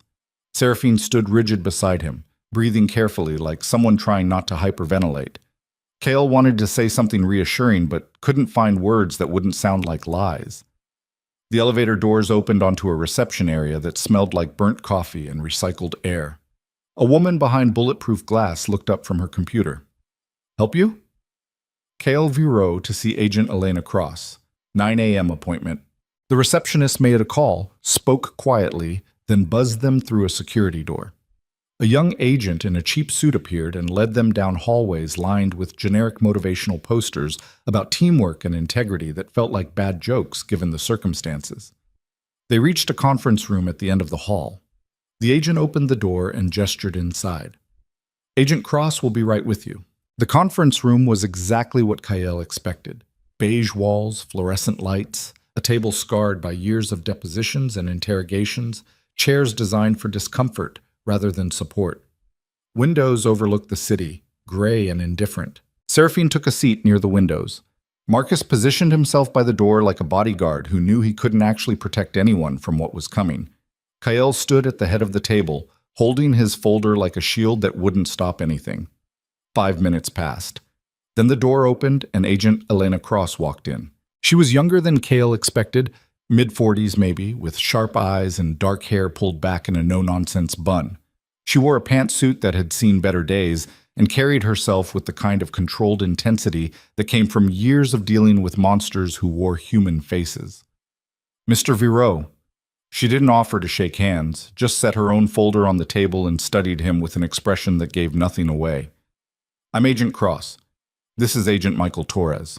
A second agent followed her in, Latino, early 30s, built like someone who spent lunch breaks in the gym. He closed the door behind him and took up position against the wall. "Thank you for coming in," Agent Cross continued.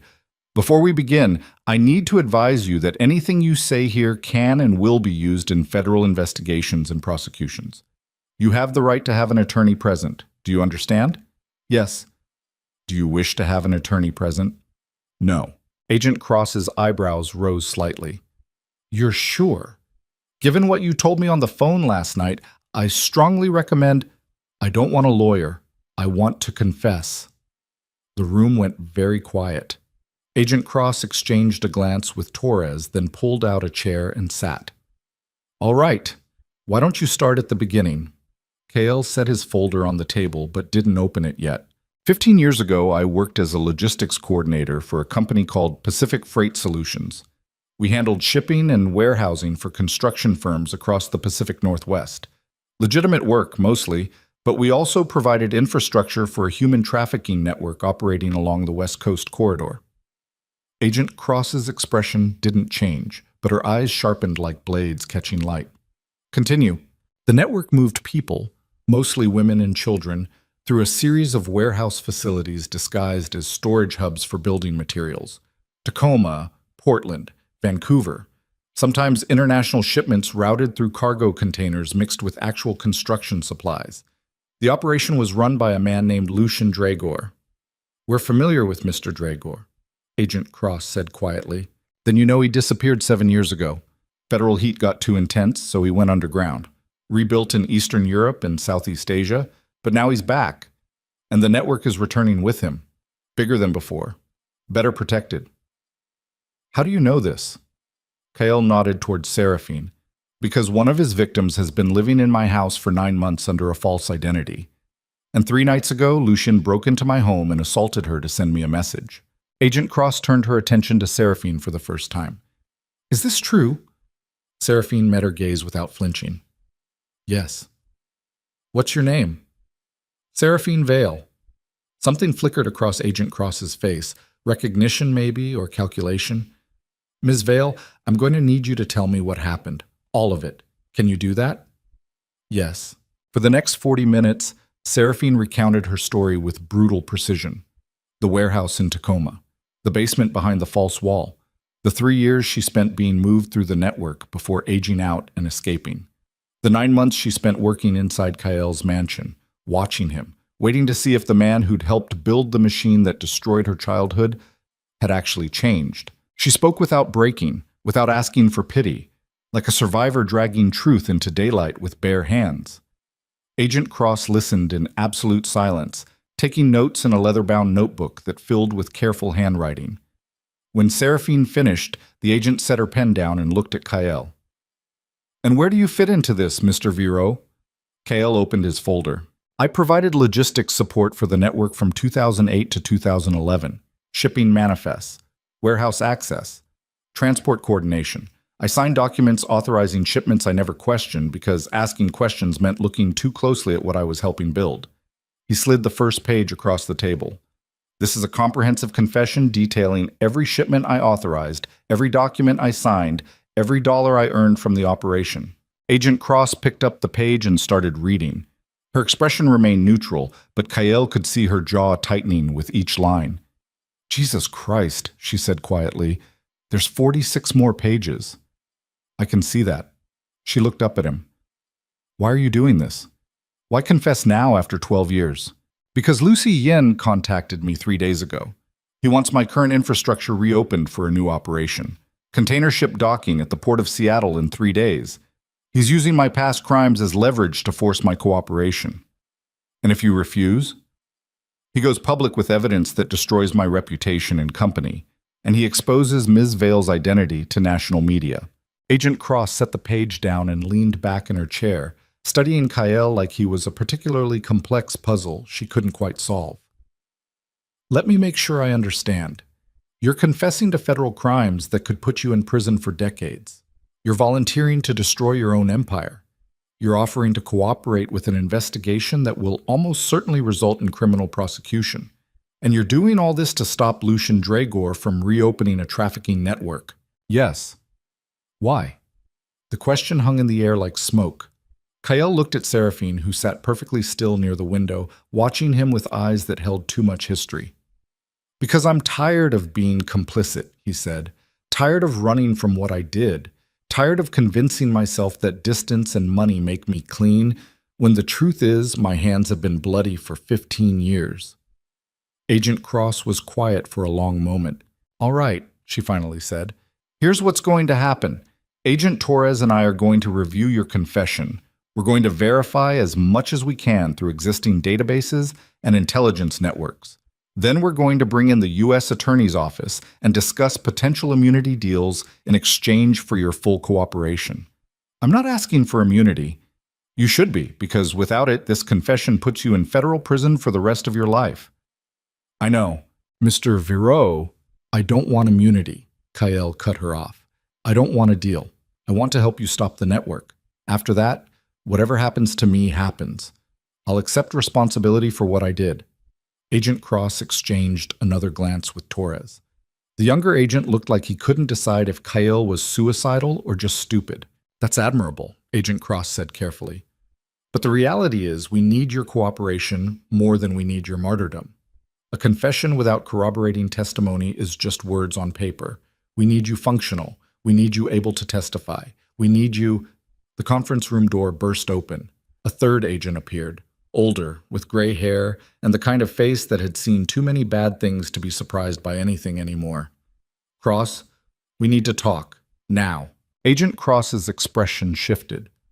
"I'm in the middle of now," the older agent repeated, his tone allowing zero argument. She stood. "Excuse me for a moment." Both agents stepped into the hallway, closing the door behind them but leaving it slightly ajar. Kael could hear muffled conversation, urgent, heated, fragments of words that didn't quite form complete sentences. Marcus moved closer to the door, trying to hear better. "What's happening?" Seraphine asked quietly. "I don't know." The conversation in the hallway grew louder. Kael caught fragments. Can't be serious. Direct orders from political shitstorm. Then Agent Cross's voice, sharp with anger. I don't care who's calling. This is an active investigation. It was an active investigation. As of 10 minutes ago, it's suspended pending review from Main Justice. The words landed like grenades. The hallway went silent. Then Agent Cross stormed back into the conference room with her face carved from fury and frustration. The older agent followed, looking grim. What's going on? Kyle asked. Agent Cross didn't answer immediately, just stood there breathing hard, hands clenched into fists at her sides. Agent Cross? Kyle pressed. I'm sorry, Mr. Vero. This interview is over. The words hit like a punch to the sternum. What? I've been ordered to suspend this investigation pending review from the Department of Justice. All evidence collected today is to be sealed until further notice. You can't be serious. I don't have a choice. Yes, you do. I'm sitting here confessing to federal crimes. I'm handing you everything you need to dismantle an active trafficking network. You can't just... I said I don't have a choice. Agent Cross's voice cracked with barely controlled rage. As of 20 minutes ago, someone very high up the chain made a phone call. That phone call became an order. That order became my reality. And now I'm telling you to take your confession and leave this building before I'm forced to have you escorted out. Kyle felt the ground shifting beneath him. Who made the call? I can't tell you that. Bullshit. Someone's protecting Lucian. Someone with enough juice to shut down a federal investigation. Who? Agent Cross looked at the older agent who shook his head once. I'm sorry, she said again. And this time Kyle could hear genuine anguish beneath the professionalism. I can't help you. Marcus stepped forward. This is insane. You're going to let political pressure kill an investigation into human trafficking? I'm not letting anything happen, Agent Cross snapped. I'm following orders I don't agree with from people I can't refuse. That's how this works. That's how it's always worked. Seraphine stood slowly from her chair. So that's it? I tell you everything that happened to me. He confesses to crimes that could destroy him. And you just send us away because someone made a phone call? Yes. The admission seemed to cost Agent Cross something vital. That's exactly what I'm doing, because if I don't, I lose my badge, my career, and any chance of helping the next victim who walks through that door. So I'm making a choice, and I hate it, but I'm making it anyway. The conference room fell into heavy silence. Cale picked up his folder of confessions with hands that felt numb. 47 pages. Every crime documented. Every name recorded. Worthless now, just paper and ink that no one would ever read. Come on, Marcus said quietly. Let's go. They walked out of the conference room in stunned silence. The hallway felt longer on the way out. The elevator took forever to arrive. By the time they reached the parking garage, Kyle's mind was spinning through implications faster than he could process them. Someone had shut down the investigation. Someone with enough power to override federal agents. Someone protecting Lucien and Valicrest, Wos, and the entire network. They climbed into the SUV. Marcus started the engine but didn't put it in gear. What now? He asked. Cale stared at his reflection in the dashboard screen. A man who just tried to do the right thing and discovered the system was more corrupt than he'd ever imagined. Now we find out who made that call, he said. The drive back to the mansion felt like traveling through a dream where everything looked normal but nothing made sense. Cale's phone buzzed with incoming messages, contractors asking about project delays, investors wanting updates on development timelines, the ordinary machinery of his empire grinding forward while everything beneath the surface collapsed. He ignored all of it. When they arrived home, Kyle went straight to his office and started making calls. First to political contacts who owed him favors, then to journalists who'd covered federal corruption cases, then to lawyers who specialized in Department of Justice malfeasance. Every conversation ended the same way. No one could help. No one would help. The wall protecting Lucien and Valicrest was higher and stronger than anything Kyle had imagined. Not just money, not just political influence, something deeper, something institutional. By 3 in the afternoon, Kyle was pacing his office like a caged animal, phone pressed to his ear while a lawyer in Washington, D.C. explained in careful language why pursuing this further would be career suicide. I appreciate the advice, Kyle said, cutting him off mid-sentence. But I'm not looking for career protection. I'm looking for a way to stop a trafficking network from... His phone beeped with an incoming call. Unknown number. Cale's stomach dropped. I need to take this, he told the lawyer and switched lines. Hello? Hello, Kyle. Lucian's voice came through smooth as poisoned honey. I heard you had an interesting morning, FBI field office. Very dramatic. Very noble. Cold spread through Kyle's chest. How did you know about it? Please, I have friends everywhere, including people who make phone calls to the Department of Justice when situations require management. Lucian paused. Did you really think you could walk into a federal building and confess your way to redemption? Did you think Agent Cross was going to pin a medal on your chest and send you home a hero? How did you shut it down? I didn't shut anything down.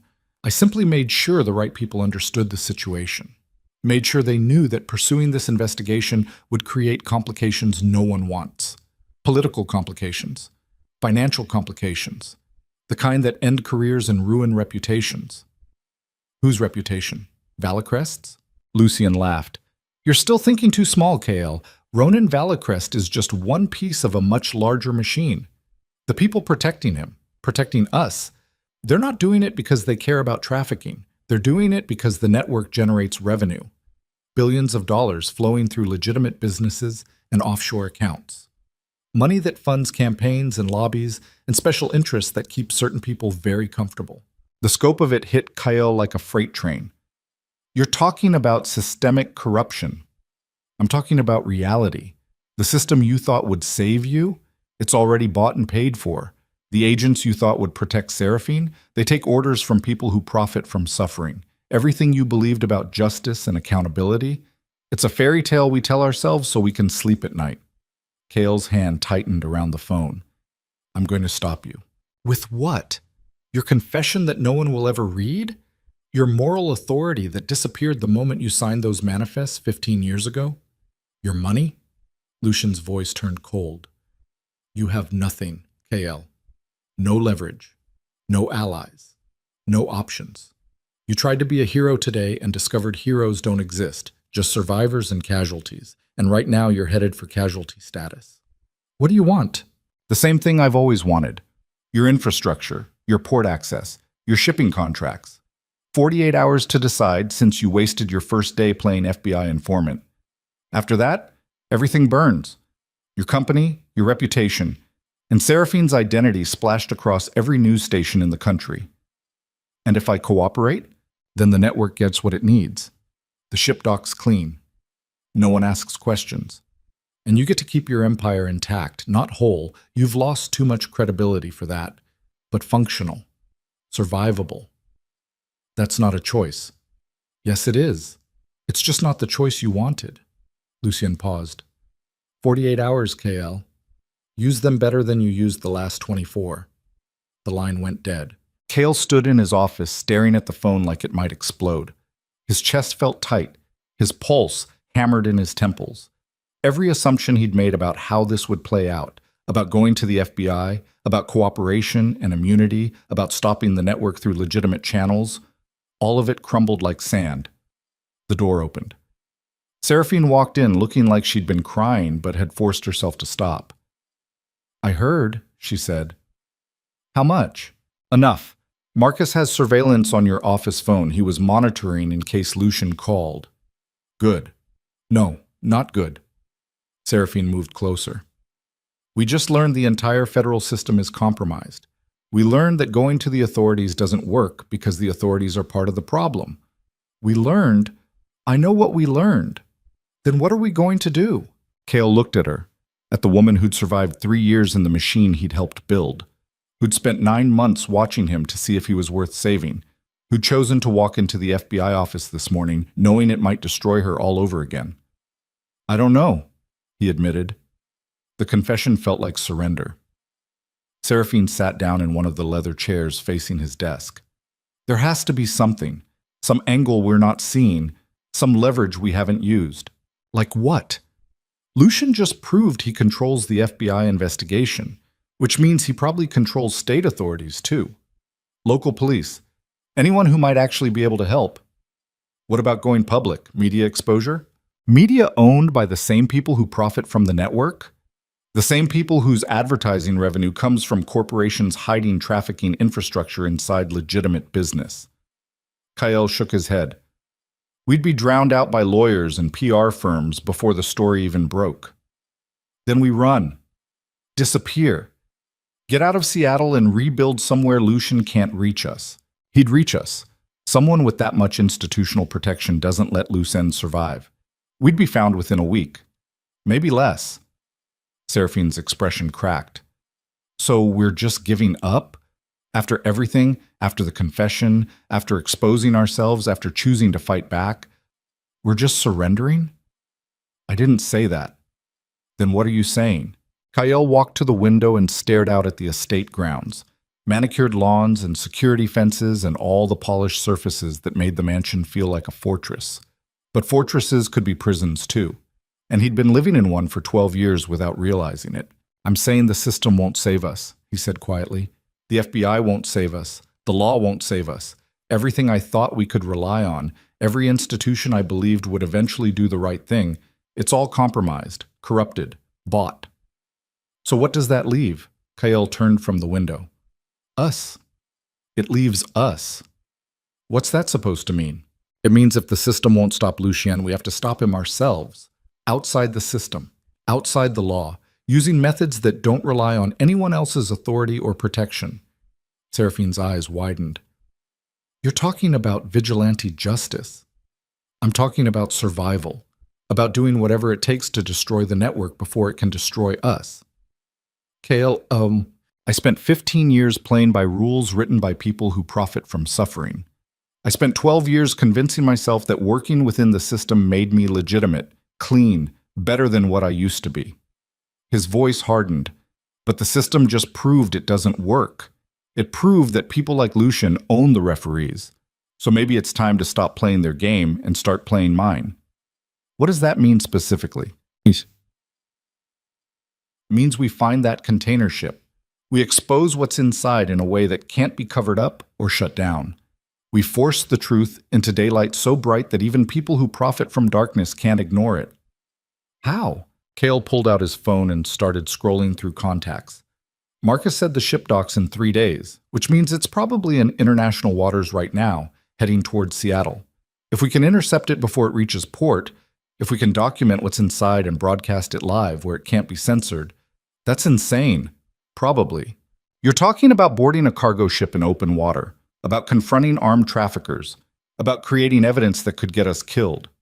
Yeah. And you think this is better than cooperating with Lucien? Kyle looked at her. I think cooperating with Lucien makes us complicit again, makes us part of the machine, makes everything we did this morning, every risk we took, every truth we spoke, meaningless. So yeah, I think trying something insane is better than surrendering. Seraphine was quiet for a long moment. You're really willing to die for this, she finally said. I'm really willing to try. Why? Because you asked me a question 9 months ago. You asked if I was worth saving, and I still don't know the answer. But I know that if I give Lucien what he wants, the answer becomes no, permanently, irreversibly. I become exactly the man you expected to find when you started working here, the man who looks bored while children disappear. Tears welled in Seraphine's eyes. This is going to get us killed. Maybe. And if we fail, everything we tried to build, every bit of truth we tried to speak, it all disappears. Lucien wins, the network continues, nothing changes. That's the risk. Then why take it? Kale thought about that, about all the choices that had led him here, about the 13-year-old girl locked in a basement while he signed manifests upstairs, about the 12 years he'd spent running from truth because facing it seemed impossible. Because someone has to, he said simply. Because if not us, then who? Because the alternative is living the rest of my life knowing I had a chance to do something that mattered and chose safety instead. Seraphine wiped at her eyes. All right, then let's do it. Let's find that ship and burn everything down. The commitment in her voice was absolute. Kyle called Marcus. Get up here. We need to plan an operation that's probably going to get us all killed. Traits. Marcus listened to the proposal with an expression that cycled through disbelief, horror, and resigned acceptance in about 90 seconds. You want to intercept a cargo ship, he said slowly. In open water. Board it. Document evidence of human trafficking. Then broadcast that evidence live to media outlets before anyone can shut us down. Yes. Using what resources? We're not the Navy. We don't have boats capable of intercepting cargo vessels. We don't have tactical teams trained for maritime operations. We don't even know exactly where the ship is. Can you find out? Maybe. Shipping manifests are public record. If I can identify the vessel, I can track its position using AIS data. How long? Few hours. Maybe less. Marcus ran a hand through his hair. But even if I find it, boarding a moving cargo ship is a military-level operation. We'd need fast boats, climbing equipment, weapons, people willing to die for this. I'm willing to die for this. That's not reassuring. Seraphine stood. What if we don't board it in open water? What if we wait until it docks and then expose what's inside before they can unload? Too late, Kael said. By the time it docks, Lucien will have security in place. Police cooperation. Official channels to delay any inspection. We'd never get close enough. Then we're back to the boarding option, which is suicide. Not if we do it smart. Kael turned to Marcus. You said you have contacts from your Marine days, people who do private security, maritime operations. Some, but most of them work legitimate contracts. They're not going to risk their licenses for... Offer them enough money and they will. Everyone has a price. Marcus stared at him. You're serious about this? Dead serious. And if it goes wrong, if people die, then we die trying to stop something worse. The room fell silent. Marcus walked to the window and looked out at the gray afternoon. When he turned back, his expression was grim. I'll make some calls, he said, Pat. See who's available and what they'd need. But Kael, this is beyond dangerous. This is stepping outside every legal protection you have. If we do this and get caught, there's no FBI immunity deal, no cooperation agreement, just federal charges for piracy, kidnapping, armed assault, and whatever else the prosecutors can dream up. I know. And you're okay with that? Kael thought about Agent Cross's face when she'd been ordered to shut down the investigation. Thought about Lucien's voice explaining how the system was bought and paid for. Thought about Seraphine sitting in the basement while he signed manifests upstairs, convinced nothing would ever change. Yeah, he said, I'm okay with that. Marcus nodded once. All right, give me 4 hours. I'll have a plan or I'll have proof this is impossible. Either way, we'll know where we stand. He left. Kael and Seraphine stood alone in the office while afternoon light faded toward evening outside. This is really happening, Seraphine said quietly. Yeah. We're actually going to try this. Yeah. She looked at him. I need you to understand something. If we do this, if we board that ship and expose what's inside, my life changes forever. Not just my privacy, my safety, my ability to ever have a normal existence. The moment my face appears on camera, the moment my story goes public, I become a symbol, a cause, a representative of every trafficking victim who never got justice. And I don't know if I'm strong enough to carry that. You don't have to do this, Kael said. You can walk away right now. Leave Seattle. Start over somewhere Lucien can't find you. I'll give you money, new identity, whatever you need. And then what? I spend the rest of my life hiding while you either die trying to stop the network or surrender and become complicit again? She shook her head. No, I didn't survive 3 years in hell just to run away when things got hard. If we're doing this, we're doing it together. It's going to cost you everything. I know, but maybe some things are worth the price. They stood there in the fading light, two people who'd chosen to walk into fire together because the alternative was living in cages built from their own fears. Kael's phone buzzed. Another message from an unknown number. But this time, it wasn't Lucien. The message contained a single photograph, a shipping manifest with vessel details, route information, and estimated arrival times. Below it, 3 words. North Pacific Valor. Docking, 62 hours. No signature, no explanation, just information. Who sent that? Seraphine asked. Kael stared at the screen, his mind racing through possibilities. Then it hit him. Agent Cross? What? She couldn't help us officially, but she could send us the information we need to help ourselves. The ship name, the timeline, everything Marcus would have spent hours trying to find. You think she's hoping we'll do something she can't? I think she's giving us a chance to finish what she started. Or die trying. Seraphine looked at the photograph on his phone, proof that even inside a corrupt system, some people still wanted to do the right thing, even if they had to do it in shadows. Then we better not waste it, she said. Kale forwarded the information to Marcus with a single-word message. Go. Outside, darkness settled over Seattle like a burial shroud. And somewhere in the North Pacific, a cargo ship carrying human cargo moved closer to port, completely unaware that the trap waiting for it had just changed from law enforcement to something far more dangerous, desperate people with nothing left to lose. Marcus returned at midnight with a plan that sounded like a suicide mission dressed up in tactical language. I found a team, he said, spreading maps across Kael's desk. 6 contractors, all former military, all willing to work off books for the right price. How much? 2 million, cash, half up front. Done. What else? Fast boats. RHIBs, rigid hull inflatable boats, capable of intercepting a cargo vessel in open water.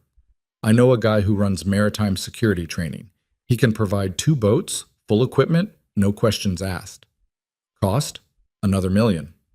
Fine. Marcus looked at him. You understand you're burning through your liquid assets like they're toilet paper, right? Between the boats, the team, and the logistics, you're looking at $4 million for an operation that has maybe a 30% chance of success. What's the other 70%? We die. We get arrested. We fail to find anything incriminating, and the whole thing becomes an expensive embarrassment. I'll take 30%. Marcus nodded grimly and continued. The intercept happens here. He pointed to a spot on the map 50 miles off the Washington coast. North Pacific Valor follows a shipping lane that brings it within range of fast boats launched from Westport.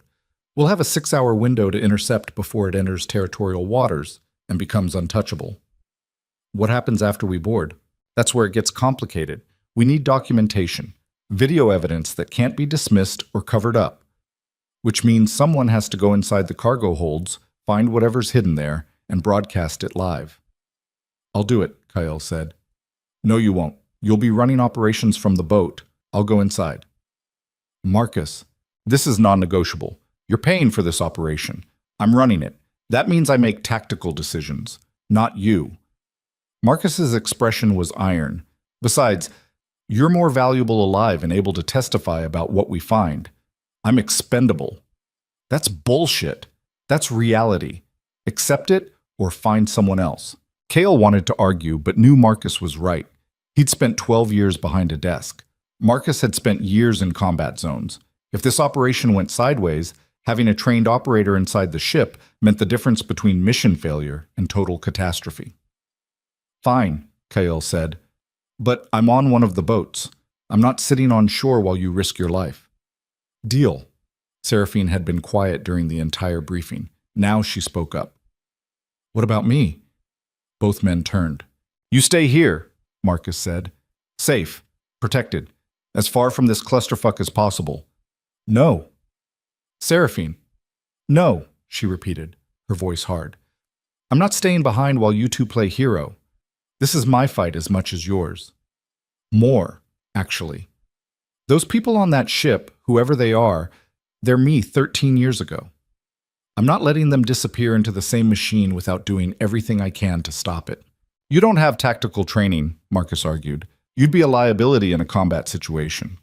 Then I won't be in a combat situation. I'll stay on the boat. But I'm coming. And if you find people inside those cargo holds, I want to be the first face they see. Not armed men, not federal agents who might or might not help them. Me, someone who survived what they're going through. The logic was sound even if the risk was terrifying. Kael? Marcus looked at him. Your call. Kael studied Seraphine's face. The determination carved into every line, the absolute refusal to be left behind, the need to finally confront the machine that had destroyed her childhood on her own terms. She comes, he said. Marcus exhaled slowly. All right. Then we're looking at a 3-boat operation, 2 intercept vessels with tactical teams, one support boat with communications equipment and medical supplies. Seraphine stays on the support boat unless situation allows otherwise. When do we leave? Tomorrow night. That gives us 1 day to prep equipment, brief the team, and get into position. North Pacific Valor enters our intercept window at 0300 the following morning. Dark, cold, maximum difficulty. Perfect. Marcus started gathering his maps. One more thing.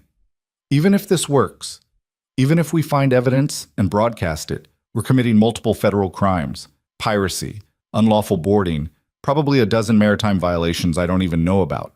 The moment this goes public, we become criminals, wanted by the same authorities we're trying to force into action. I know. Just making sure you understand there's no coming back from this. No legal protection, no immunity deals. We do this. We burn every bridge we have. Good. I'm tired of bridges that lead nowhere. Marcus looked at him for a long moment, then nodded once and left. Seraphine approached the desk and looked down at the maps. Coastline marked with intercept coordinates, shipping lanes traced in red ink, the vast emptiness of the North Pacific waiting to swallow them whole. We're really doing this, she said. Yeah. We're going to war with a system that owns the referees, the lawyers, and most of the judges. Yeah. And our plan is to commit crimes so public and so documented that they can't be ignored or covered up. That's the idea. Seraphine was quiet for a moment.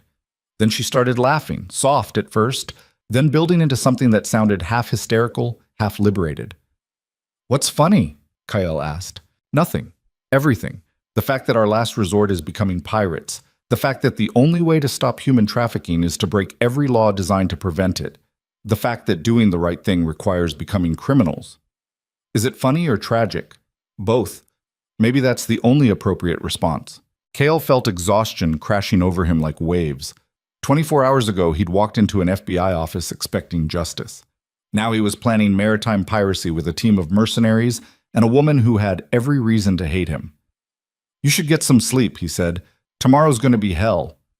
Tomorrow's already here. She was right. The clock had just passed midnight, less than 50 hours until North Pacific Valor entered the intercept window. 50 hours to prepare for an operation that would either expose the network or get them all killed. 50 hours until they learned whether courage mattered more than power, or whether power always won in the end. Seraphine headed for the door, then stopped. Kyle? Yeah? Thank you. For what? For not giving up, for choosing to fight even when the system proved it was rigged, for being willing to lose everything instead of becoming complicit again. I haven't won yet. No, but you chose to try, and that's more than most people ever do. She left him alone in his office with maps and plans and the weight of choices that couldn't be unmade. Cale stood at the window, watching darkness swallow the city whole, and thought about the girl in the basement 13 years ago, terrified and certain she would die, while he signed manifests upstairs looking bored. I'm coming for you, he whispered to whatever ghost still haunted that memory. I'm coming for all of you. Then he pulled out his phone and started making arrangements that would either redeem him or destroy him. By dawn, there would be no turning back. By dawn, they would be committed to a path that led either to exposure and justice or death and silence. And standing there between ruin and possibility, Kyle Verreau finally understood that some cages could only be opened from the outside. Some truths could only be spoken by people willing to burn for them. And some battles could only be won by those with nothing left to lose. The drive to Westport took 3 hours through darkness so complete it felt like the world had ended beyond the headlights. Cale sat in the passenger seat of Marcus's truck, watching rain streak across the windshield, while his pulse hammered a rhythm that had nothing to do with coffee and everything to do with fear he couldn't afford to acknowledge. Behind them, 2 more vehicles followed, SUVs carrying the tactical team Marcus had assembled. 6 contractors who'd agreed to commit federal crimes for money and the slim possibility of doing something that mattered. Cale hadn't met any of them yet, hadn't wanted to see their faces until absolutely necessary, because seeing them made this real in ways his mind kept trying to deny. Seraphine sat in the back seat, staring out her own window at the blackness rushing past. She hadn't spoken since they left Seattle, just sat there breathing carefully like someone trying not to hyperventilate, fingers pressed against the glass hard enough to leave marks.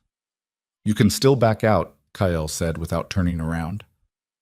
No, I can't. Yes, you can. We drop you at a hotel in Aberdeen. You wait. If this works, we come back for you. If it doesn't, you disappear. I said no. The finality in her voice killed further argument. Marcus's phone buzzed in the center console. He glanced at the screen while keeping one hand on the wheel. Team leader confirming equipment load, he said. 2 RHIBs fueled and ready. Communications gear tested. Medical supplies staged. We're on schedule. What about weapons? Kyle asked. Everyone's armed. Suppressed carbines, sidearms, non-lethal options if situation allows. But Kyle, if we encounter resistance on that ship, people might die. You need to be prepared for that. I am. Are you? Because there's a difference between being willing to risk your own life and being willing to watch someone else bleed out because of decisions you made. Cale thought about the manifests he'd signed 15 years ago. Thought about all the people who'd bled and died and disappeared because of logistics he'd authorized without asking questions. Thought about Seraphine locked in a basement while he looked bored. I'm prepared, he said quietly. They reached Westport just after 2 in the morning. The small fishing town slept beneath heavy clouds that pressed down like wet concrete. Marcus navigated through empty streets to a private marina where boats rocked against docks in darkness, broken only by scattered security lights. A man stood waiting near the water, tall, weathered, wearing a waterproof jacket that had seen better decades. He approached as they parked. You Marcus? His voice carried the rough edges of someone who'd spent years shouting over engine noise. Yeah, you must be Donnelly. That's me. Donnelly glanced at the SUVs pulling in behind them. Your team? Yeah. They know what they're getting into? They know enough. Donnelly nodded once. Boats are ready. Fuel topped off.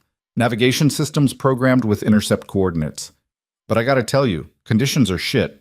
Swells running 12 to 15 feet. Visibility near zero. This is not a night anyone should be on the water. We don't have a choice. Everyone's got a choice. You're just making a bad one. Donnelly pulled out a handheld GPS unit. Target vessel is here. He pointed to a blinking dot on the screen, moving at 14 knots on a heading that brings it through your intercept window in approximately 90 minutes. You launch in 20, run hard for 45, you'll be in position with time to spare. What happens if we miss the window? Kyle asked. Donnelly looked at him like he was stupid. Then you don't intercept. Ship enters territorial waters and becomes the Coast Guard's problem, which means your problem becomes impossible. We won't miss it. Sure. Just like you won't capsize in 15-foot swells or get shot by whatever security that cargo ship is carrying. Confidence. I like that in clients who pay cash. The tactical team started climbing out of their vehicles. Cale finally saw them clearly in the security lights. 6 hard-faced men who moved with the kind of efficiency that came from years of violence. They wore dark tactical gear and carried equipment bags that probably contained enough firepower to start a small war. One of them approached Marcus. Older than the others, maybe 50, with gray stubble and eyes that had seen too many things to be impressed by anything. We ready? He asked. Yeah, this is Kyle Viro. He's running the operation. No, he's not. The man's tone allowed zero argument. I'm running tactical. He's running objectives. Big difference. Fair enough, Cale said. What's your name? Graves. That's all you need to know. He gestured to his team. We go in fast, secure the deck, locate cargo holds, document whatever we find, extract before security responds or authorities arrive. Simple. Nothing about this is simple. No. But treating it like it's complicated gets people killed. So we keep it simple. Follow orders. Don't be a hero. Let professionals do professional work. Kyle wanted to argue but recognized the logic. These men knew maritime assault. He knew spreadsheets and construction contracts. Letting them run tactics while he focused on objectives made sense. All right, he said. Your show. Graves nodded once, then turned to his team. Load up. We launch in 15. The next 15 minutes dissolved into controlled chaos. Equipment bags transferred to boats. Weapons checked and rechecked. Communications gear tested. Graves briefed his team in low voices while Donnelly made final adjustments to navigation systems. Cale stood near the water's edge, watching waves slap against dock pilings, with enough force to shake the wooden planks beneath his feet. The ocean stretched away into darkness that felt infinite and hostile. Somewhere out there, a cargo ship carrying human cargo moved closer. Somewhere out there, the moment of truth approached like a freight train he couldn't stop, even if he wanted to.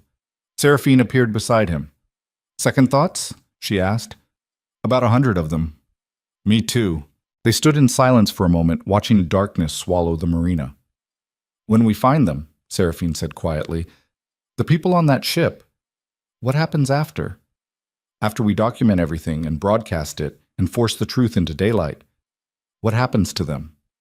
"They get help, medical care, trauma counseling, legal protection." "From who? The same system that shut down our FBI confession? The same authorities that take orders from people who profit from trafficking?" Cale didn't have a good answer. "I keep thinking about what comes after," Seraphine continued. "We expose the network. We burn Lucien and Valicrest. We destroy the infrastructure. But the survivors, the actual human beings we're supposedly saving, they still have to live in a world that allowed this to happen. They still have to navigate systems that failed them. They still have to carry trauma that never fully heals." "So what are you saying?" "I'm saying this is more complicated than rescue, more complicated than exposure and justice. The people on that ship aren't just victims waiting to be saved. They're survivors who'll spend years trying to rebuild lives that were stolen. And I don't know if what we're doing tonight actually helps them or just creates a different kind of nightmare." Kyle looked at her. "You want to back out?" "No. I want you to understand that this isn't a clean victory, even if it works. It's messy and complicated, and some of those people might never recover. But we do it anyway, not because it fixes everything, because it's better than doing nothing." "Time to load," Marcus called from the boats. They walked down the dock together. 2 RHIBs waited, engines rumbling like caged predators. The tactical team had already boarded the first boat, 6 armed men checking equipment with mechanical efficiency. The second boat held Marcus at the helm, communications gear stacked in waterproof cases, space for Kyle and Seraphine. Cale climbed aboard, legs unsteady as the boat rocked beneath him. Seraphine followed, immediately grabbing a handhold to steady herself. The ocean smell hit harder here, salt and diesel and something ancient that reminded him how small humans were compared to the forces they were about to challenge. "Life jackets on," Marcus ordered. "Strap tight. If you go in the water tonight, you've got maybe 10 minutes before hypothermia kills you. Less if you panic." Kyle pulled on a life jacket, fingers fumbling with straps while his pulse hammered. Beside him, Seraphine did the same, her face pale in the dim light. "Everyone ready?" Graves called from the lead boat. "Ready," Marcus confirmed. "Then let's go get stupid." The RHIBs pulled away from the dock in perfect synchronization, engines growling as they accelerated toward open water. Within minutes, the marina lights faded behind them, swallowed by darkness so complete it felt like traveling through a void. The only reference points were running lights on the lead boat and the GPS screen glowing in Marcus's hands. The swells hit them as soon as they cleared the harbor mouth. The RHIB climbed a wave that felt impossibly steep, hung at the crest for a sickening moment, then dropped into the trough with enough force to rattle Kael's teeth. Freezing spray exploded across the bow, soaking everyone instantly despite their waterproof gear. Seraphine made a sound that might have been fear or nausea or both. "Hold on," Marcus shouted over the engine roar and crashing waves. "It gets worse." He wasn't lying. For the next 40 minutes, the RHIB pounded through seas that seemed designed to kill them. Waves came from impossible angles, slamming into the hull with enough force to throw Kael against his restraints. Salt spray filled his mouth and nose. His hands ached from gripping the safety rail. Beside him, Seraphine had gone silent, face pressed against her knees, breathing in short gasps. Marcus piloted with grim concentration, one hand on the wheel, the other holding the GPS, eyes locked on the screen while the ocean tried to murder them all. 10 minutes to intercept point," he shouted. Kale forced his eyes open and looked ahead. Through the spray and darkness, he could make out running lights. The lead boat still intact, still driving forward through conditions that should have sent them back to shore. Then new lights appeared in the distance, massive, brilliant white against the black sky. The cargo ship. "Target acquired," Marcus said into his radio. "Moving to intercept positions." The RHIBs split apart, engines screaming as they accelerated on converging courses toward the massive vessel. As they got closer, the true scale of what they were attempting became horrifyingly clear. North Pacific Valor rose from the ocean like a steel cliff, 600 feet of cargo ship riding swells that would capsize the RHIBs without noticing. Massive shipping containers stacked on deck created geometric shapes that blocked starlight. The ship's wake churned white foam that looked like it could swallow the small boats whole. "How the hell do we board that thing?" Kyle shouted. "Very carefully," Marcus replied. Graves's voice came through the radio, calm despite the chaos. "Lead boat executing approach. Support boat hold position until deck is secured."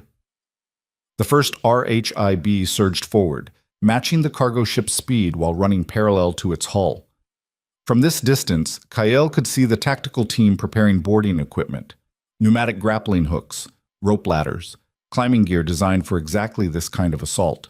The first grapple fired with a muffled thump, barely audible over the engines and waves. It sailed up toward the deck rail, trailing rope behind it, then caught with a metallic clang. Within seconds, 3 more lines secured. The tactical team started climbing, 6 men ascending wet rope while the ocean tried to shake them loose like parasites. Kyle watched in horrified fascination as they reached the deck rail and hauled themselves over. For a moment, nothing happened. Then Graves's voice crackled through the radio. "Deck secure. No resistance encountered. Support boat proceed to boarding position." Marcus gunned the engine, bringing their RHIB alongside the massive hull. The rope ladders hung there, swaying in the wind like the most terrifying invitation Kyle had ever received. "You don't have to do this," Marcus said. "Yes, I do." "Then move fast. The longer we're alongside, the more likely someone notices." Kyle grabbed the nearest rope ladder and started climbing. His hands were numb from cold and fear. The rope felt slick with spray. The ladder swung wildly with each wave, slamming him against the steel hull hard enough to knock the air from his lungs. Below him, the ocean waited like an open mouth. Above him, the deck seemed impossibly far away. He climbed anyway, hand over hand, foot after foot, not thinking about falling or drowning or all the ways this could go catastrophically wrong. Just climbing because stopping meant surrender, and he'd spent 12 years surrendering to fear. His hands reached the deck rail. He pulled himself over and collapsed onto cold steel, gasping for air that tasted like salt and adrenaline. Graves appeared above him. "On your feet. We're on a clock." Kyle stood on shaking legs. The cargo ship's deck stretched away in both directions, a metal landscape of shipping containers and machinery bathed in sodium lights that turned everything amber and orange. The ship rode swells with massive, ponderous movements that made the deck tilt at sickening angles. Marcus came over the rail next, followed by Seraphine, who looked like she'd just climbed out of her own grave. "Everyone accounted for," Graves said into his radio, proceeding to cargo holds. The tactical team moved with practiced efficiency, weapons up, scanning for threats while advancing toward the superstructure. Kale followed, trying to keep pace while his legs remembered how to work on solid ground that wouldn't stop moving. They reached a heavy steel door marked with Mandarin characters Kale couldn't read. One of the team members produced bolt cutters and went to work on the lock. 30 seconds later, the door swung open onto a stairwell that descended into the ship's guts. "Kale and Seraphine stay topside with 2 guards, Graves ordered. "Rest of us sweep below. We find the cargo, document it, get out." "Questions?" "How long?" Marcus asked. 20 minutes. After that, risk of discovery becomes unacceptable. 20 minutes to find evidence of human trafficking inside a 600-foot cargo ship. 20 minutes to document something horrible enough to force authorities into action. 20 minutes to either validate everything they'd risked or prove this whole operation was suicide disguised as strategy. "Go," Kyle said. Graves and 4 of his team disappeared down the stairwell. Marcus went with them, carrying a camera and communications gear. 2 tactical operators remained topside, weapons trained on the approaches while Kyle and Seraphine waited. The minutes crawled past with agonizing slowness. Wind howled across the deck. Waves crashed against the hull. The ship's engines thrummed beneath their feet like the heartbeat of some massive beast. Kyle's radio remained silent except for occasional static bursts. "What if there's nothing down there?" Seraphine asked quietly. "Then we've committed maritime piracy for nothing. And if there is something, then we've started a war we can't win conventionally. We just have to make sure the opening shot matters." More silence. Then Marcus's voice exploded through the radio, tight with something between horror and rage. "We found them. Jesus Christ, Kale, we found them." Kale's heart stopped. "How many?" 37, maybe 40, packed into containers modified with ventilation and basic sanitation. Men, women, children, some of them— Marcus's voice cracked. "Some of them aren't conscious. Medical emergency. We need extraction now." "Can you document it?" "I'm filming everything. But Kale, we can't just leave them here. These people need immediate medical attention. Some of them might not survive another hour." Kale looked at Seraphine. Her face had gone white. "What do we do?" she whispered. This was the decision that mattered. This was the moment where theory met reality and people either committed to their principles or found reasons to walk away. They could document the evidence and extract clean, broadcast the footage, and force authorities to respond while keeping themselves safely distant from consequences. Maintain deniability, minimize legal exposure, or they could stay. They could evacuate survivors. They could turn this from a documentation mission into a rescue operation that would absolutely, definitely, irreversibly destroy any chance of avoiding federal prosecution. "Graves," Kyle said into the radio, "can we evacuate them?" "Negative. We don't have transport capacity. The RHIBs might hold a dozen people maximum in these seas. We'd need Coast Guard assistance, which means calling authorities, which means this whole operation becomes public immediately and we lose control of the narrative." "What about the cargo ship itself? Can we divert it to port?" "You want to hijack a cargo vessel?" "I want those people off this ship alive." "Then you're talking about piracy. Full scale, no going back, federal prison for life piracy." Marcus's voice cut in. "KL, I'm looking at a kid who can't be older than 9, unconscious, breathing but barely. If we leave her here, she dies. If we call the Coast Guard, maybe they arrive in time, maybe they don't. And either way, we get arrested the moment they show up." Kyle closed his eyes. Every rational calculation said extract with the footage. Every practical consideration said minimize exposure. Every survival instinct said don't make this worse than it already was. But standing on that freezing deck with wind cutting through his clothes and salt spray stinging his eyes, Kyle finally understood something fundamental. Redemption wasn't about making smart choices. It was about making the choice you could live with. "We're not leaving them," he said. "Kyle," Graves started. "We're not leaving them," Kale repeated, his voice hard. "I've spent 15 years making practical decisions that let people suffer so I could stay comfortable. I'm done with that. We get those people off this ship, all of them. I don't care what it costs." Silence crackled across the radio. Then Graves's voice came back, carrying something that might have been respect. "All right. Then we do this properly. Marcus, keep documenting. I need 2 team members securing the bridge. We're taking control of this vessel and diverting to the nearest port. Everyone else starts evacuating survivors to deck level for Coast Guard transfer." "What about ship security?" one of the team members asked. "If they interfere, we deal with it. But our priority is getting civilians clear. Everything else is secondary." The radio exploded with acknowledgments as the tactical team shifted from documentation mode to full hijacking operation. Kale turned to Seraphine. "You should get back on the RHIB. This is about to get very bad very fast." "No." "Seraphine, I said no. Those people down there, they're terrified, traumatized. The last thing they need is armed men dragging them onto a freezing deck. They need someone who understands, someone who survived. It's not safe. Nothing about this is safe. But I'm going down there anyway." She headed for the stairwell before Kyle could argue further. He followed. The stairs descended into a nightmare Kyle would never forget. The cargo hold stretched away in industrial darkness, broken by emergency lighting that turned everything sickly yellow. Modified shipping containers lined the walls, each one marked with alphanumeric codes that probably meant something to traffickers. Ventilation pipes snaked across the ceiling. The smell hit like a physical force, sweat and fear, and human waste and desperation concentrated into an atmosphere that made breathing feel like violence. Marcus stood near the nearest container, camera running, filming survivors being helped out by tactical team members who'd temporarily become first responders. The people emerging looked like ghosts, pale, malnourished, wrapped in thin blankets that wouldn't stop cold or trauma. Some walked on their own. Others needed support. A few had to be carried. Seraphine pushed past Kael and approached the nearest survivor. A woman, maybe 20 years old, holding a child who stared at nothing with eyes too old for her face. "It's okay," Seraphine said, her voice gentle despite the chaos. "You're safe now. We're getting you out." The woman didn't respond, just held her child and shook. Kael moved through the hold, trying to process what he was seeing.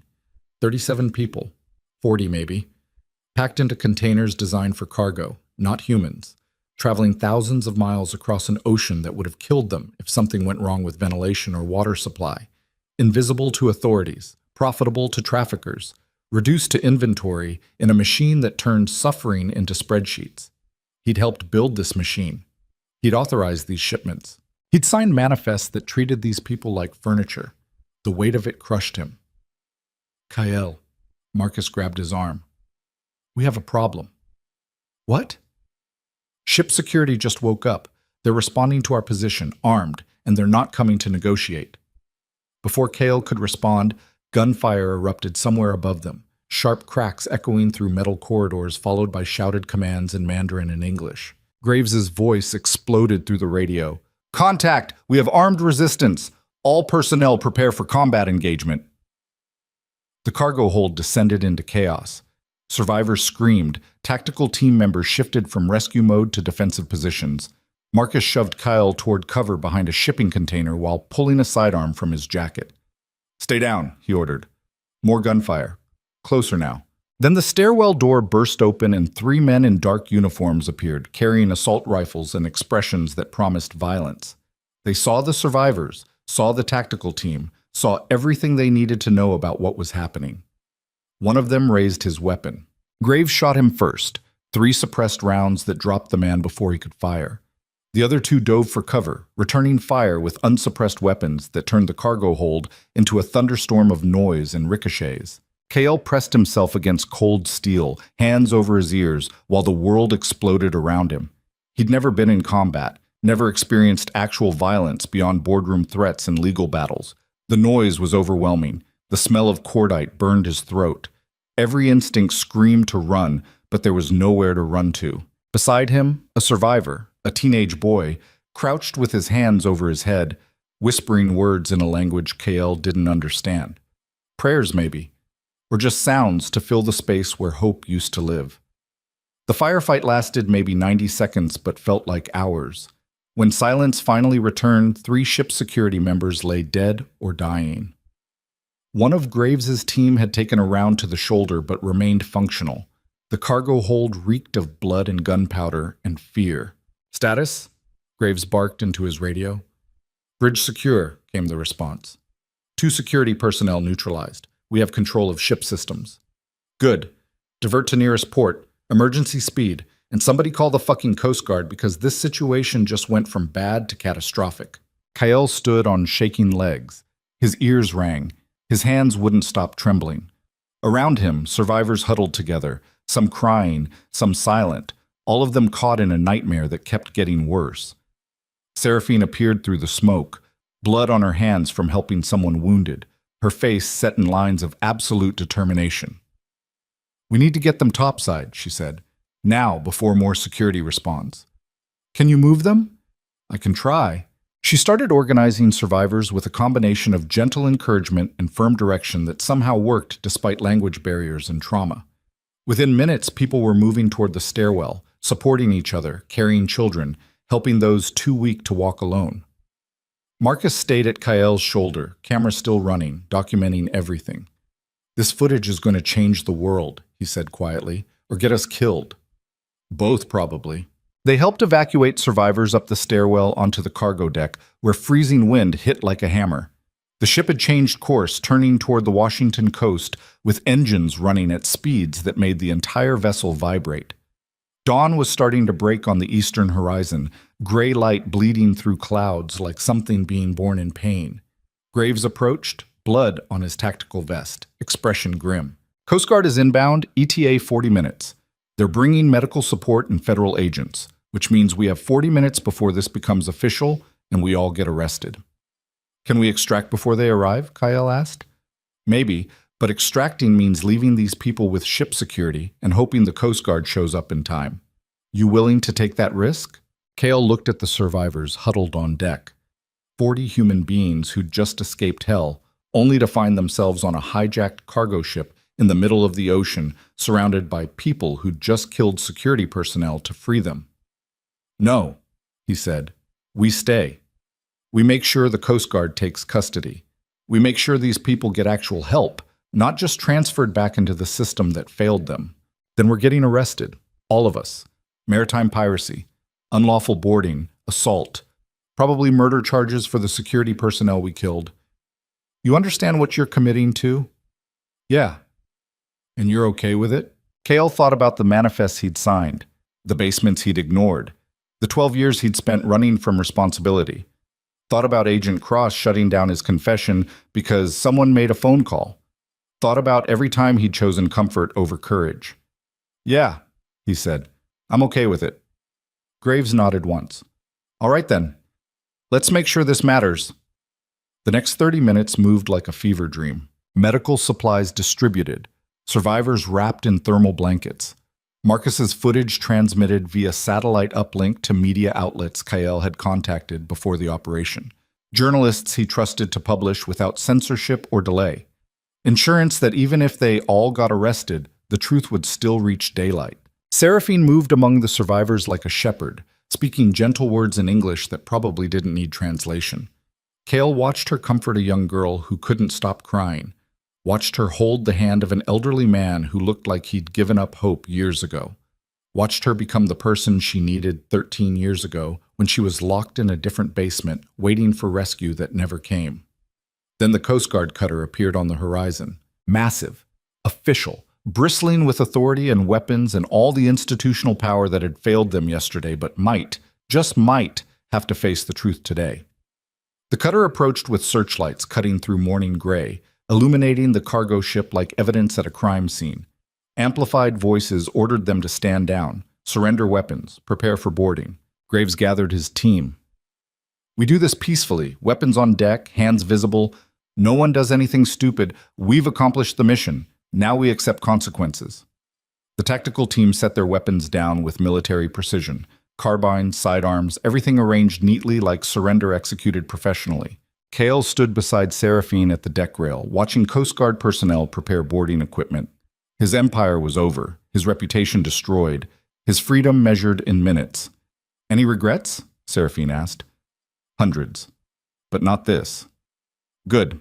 The Coast Guard boarded with overwhelming force, armed personnel securing the deck, while medics rushed to survivors. Within minutes, the cargo ship teamed with federal agents documenting everything, photographing evidence, taking statements from survivors who'd just become witnesses in what would probably become the biggest trafficking case in years. A Coast Guard commander approached Kyle, flanked by armed personnel. Kale Viro? Yeah. You're under arrest for maritime piracy, unlawful boarding of a commercial vessel, assault, and conspiracy to commit federal crimes. Turn around and place your hands behind your back. Kale complied. Cold metal handcuffs locked around his wrists with a finality that felt like punctuation on a sentence that had started 15 years ago. Behind him, tactical team members received the same treatment. Marcus, Graves, all of them processed with mechanical efficiency. Then Seraphine. Seraphine Vale on us, the commander asked. Yes. I'm placing you under arrest as well. On what charges? Conspiracy to commit piracy, aiding and abetting, possibly more depending on investigation results. Seraphine extended her wrists. Then you better make sure those survivors get real help, because if they just disappear back into the system, if they get deported or detained or lost in bureaucracy, I'll spend whatever time I have left making sure everyone knows the Coast Guard failed them twice. The commander's expression flickered with something that might have been respect or might have been annoyance. They'll get help, he said. You have my word. Words are cheap. I want accountability. So do I. Now turn around. Seraphine turned. The handcuffs clicked shut. As they were led toward the Coast Guard cutter for transport to federal custody, Kyle looked back at the cargo ship one final time. Medics worked among survivors. Agents photographed containers that had held human cargo. Dawn light illuminated everything in shades of gray and gold that made the whole scene look like something from a documentary about crimes people wished weren't real. Marcus appeared beside him, also in handcuffs. Footage uploaded, he said quietly. Every major outlet. It'll start hitting news cycles within the hour. Will it matter? I don't know, but at least we tried. They boarded the Coast Guard cutter and were processed into holding cells below deck. Small rooms with bunks and locked doors and the smell of diesel fuel and institutional paint. Kale sat on his bunk and stared at gray walls while the cutter's engines thrummed beneath him, carrying him toward federal prosecution and everything that came after. He destroyed his empire, ruined his reputation, committed crimes that would probably put him in prison for years. But somewhere above deck, 40 human beings breathed free air for the first time in months or years. Somewhere in Seattle, media outlets prepared to broadcast footage that couldn't be censored or controlled. Somewhere beyond his cell, the machinery of justice ground slowly forward whether it wanted to or not. And sitting in that cold cell with handcuffs still locked around his wrists, Kael Verreau finally understood something fundamental about redemption. It wasn't about being forgiven. It wasn't about making amends.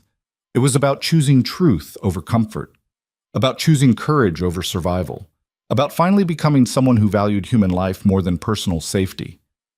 The cell door opened. A federal agent appeared, not Agent Cross, someone new, carrying a tablet and wearing an expression that gave nothing away. Mr. Verreau, I'm Agent Sarah Chen with the FBI's Human Trafficking Task Force. We need to talk. About what? About the footage your team uploaded. About the 43 survivors we just took into custody. About Lucien Dragor and Ronan Valcrest, and a trafficking network that apparently has enough institutional protection to shut down investigations. She paused. And about whether you're willing to cooperate in exchange for consideration regarding charges. What kind of consideration? That depends on what you can give us. But Mr. Verreau, the footage you broadcast this morning, it's already been viewed 3 million times. Major outlets are running stories. Politicians are demanding investigations. Whatever protection Lucien had yesterday is eroding by the hour. She held up her tablet, showing news headlines that screamed about trafficking and corruption and billionaire vigilantes. You've started something. The question is whether you're willing to help us finish it.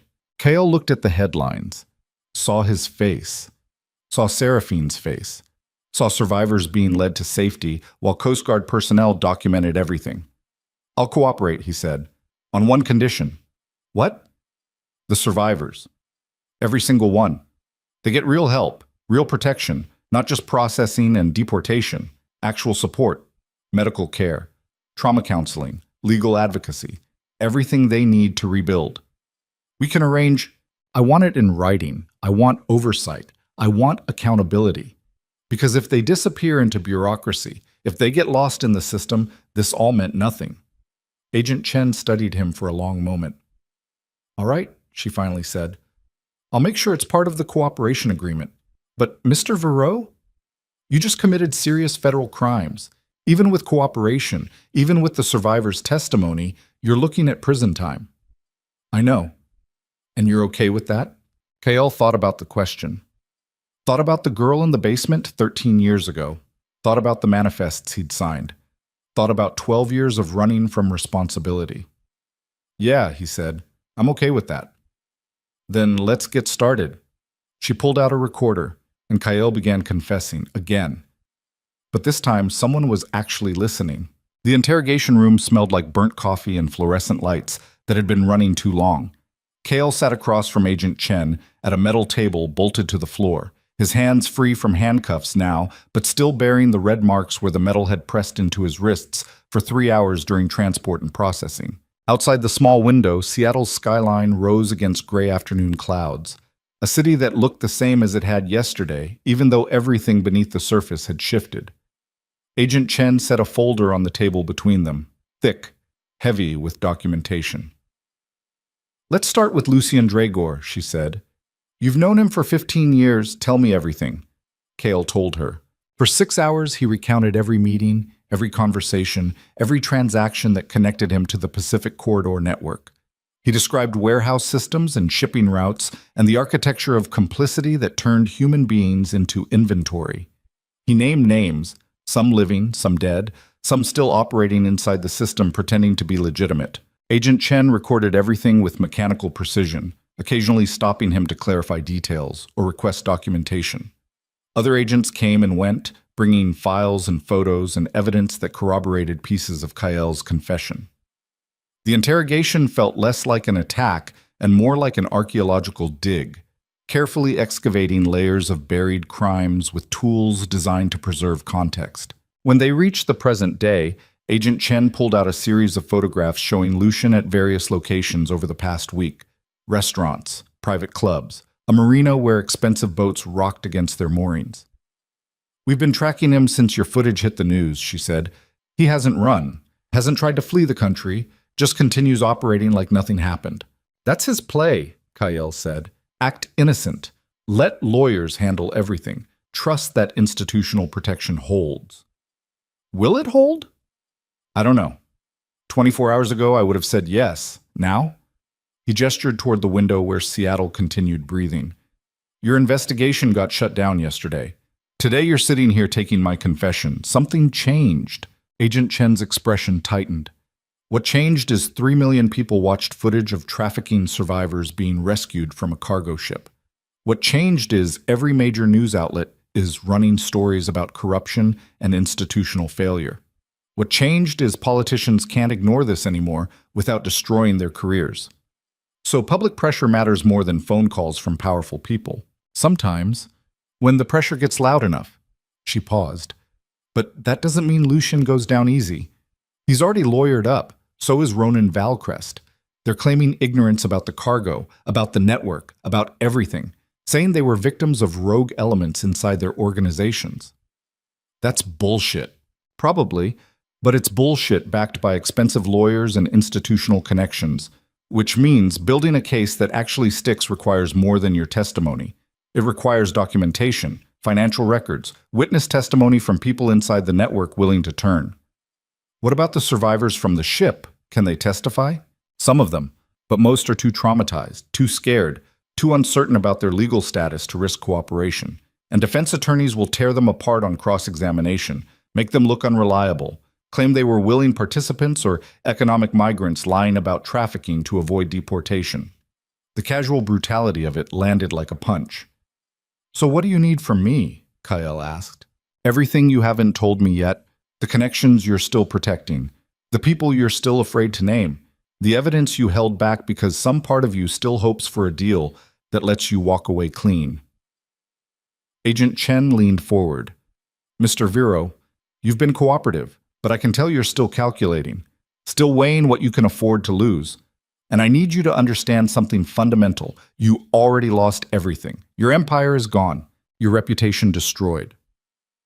The only question now is whether you use what's left to actually make a difference, or whether you keep playing games and hoping for miracles that aren't coming." The honesty cut deeper than any threat.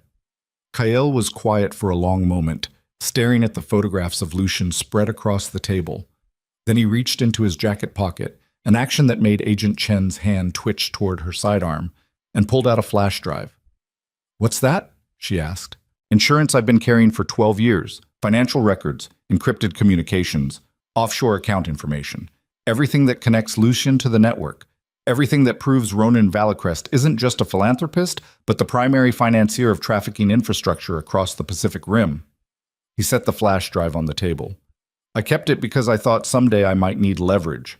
Turns out the only thing it's good for is telling the truth." Agent Chen picked up the drive carefully, like it might explode. "Why didn't you give this to Agent Cross yesterday?" "Because yesterday I still thought I could control the outcome. Thought I could confess and cooperate and somehow walk away with pieces of my life intact.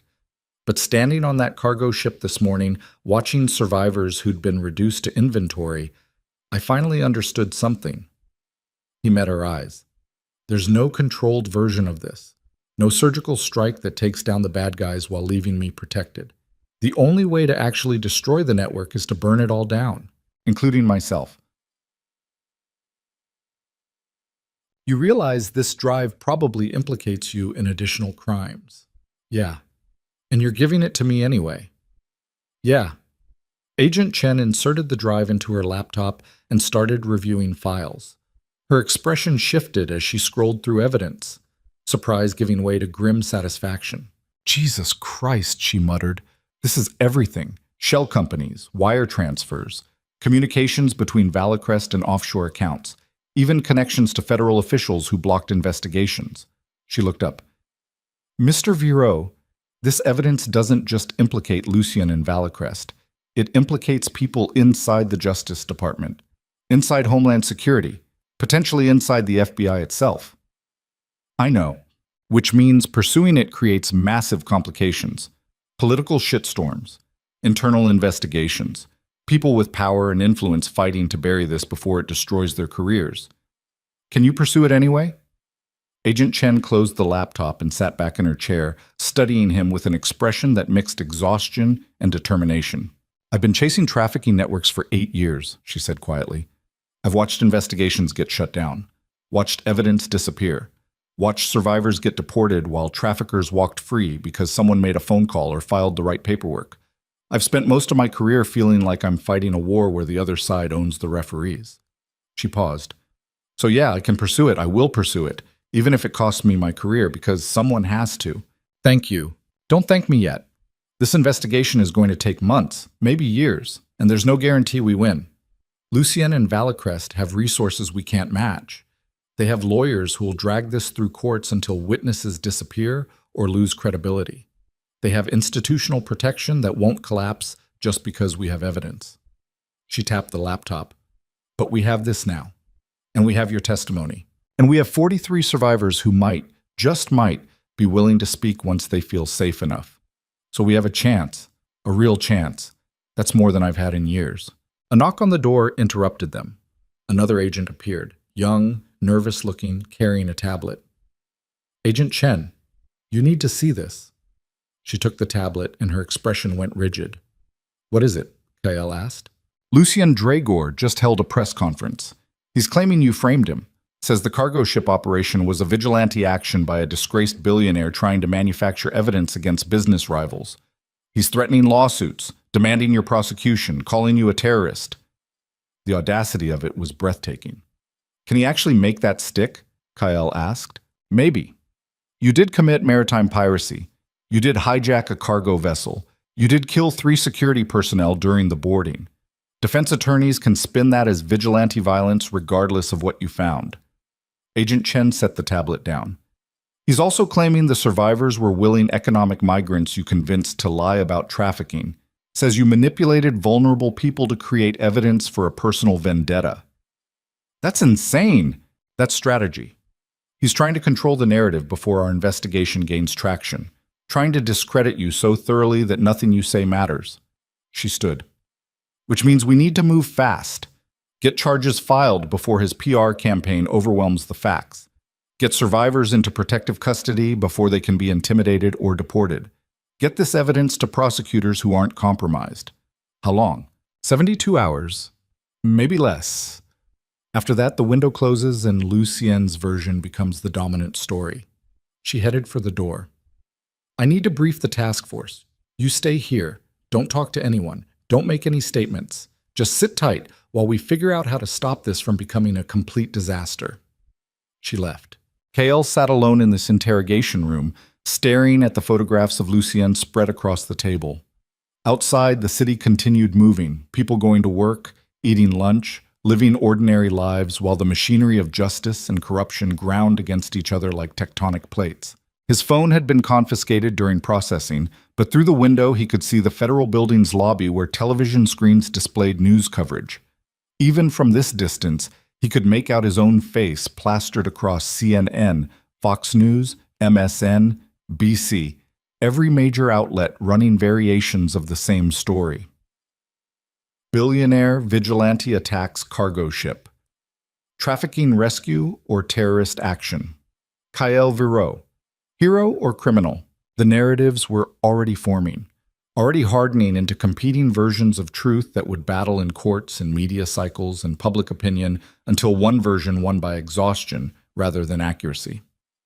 Hours passed. Agent Chen returned with bad news written across her face. Federal prosecutors are balking, she said. They don't want to move forward with charges against Lucien and Valacrest until they have ironclad evidence. They're worried about political blowback. worried about losing high-profile cases, worried about everything except actually doing their jobs. So what happens? We keep building this case, keep documenting, keep hoping enough pressure builds that they can't ignore it anymore. She paused. But Kael, I need you to understand something. Even if we eventually get charges filed, even if we eventually get convictions, you're still going to prison. What you did on that cargo ship, it was the right thing morally, but it was still illegal. The best outcome for you is reduced charges in exchange for cooperation. But reduced doesn't mean eliminated. How long? 3 to 5 years? Maybe more depending on how prosecutors want to play it. 3 to 5 years. The number felt both impossibly long and strangely manageable. Less than what he deserved, more than what he'd hoped for. Exactly the kind of ambiguous compromise that defined justice in a system designed for complexity rather than clarity. Can I see Seraphine? He asked. Agent Chen hesitated. She's being held in a separate facility. Different charges, different circumstances. Is she okay? Physically, yes. Emotionally? She shrugged.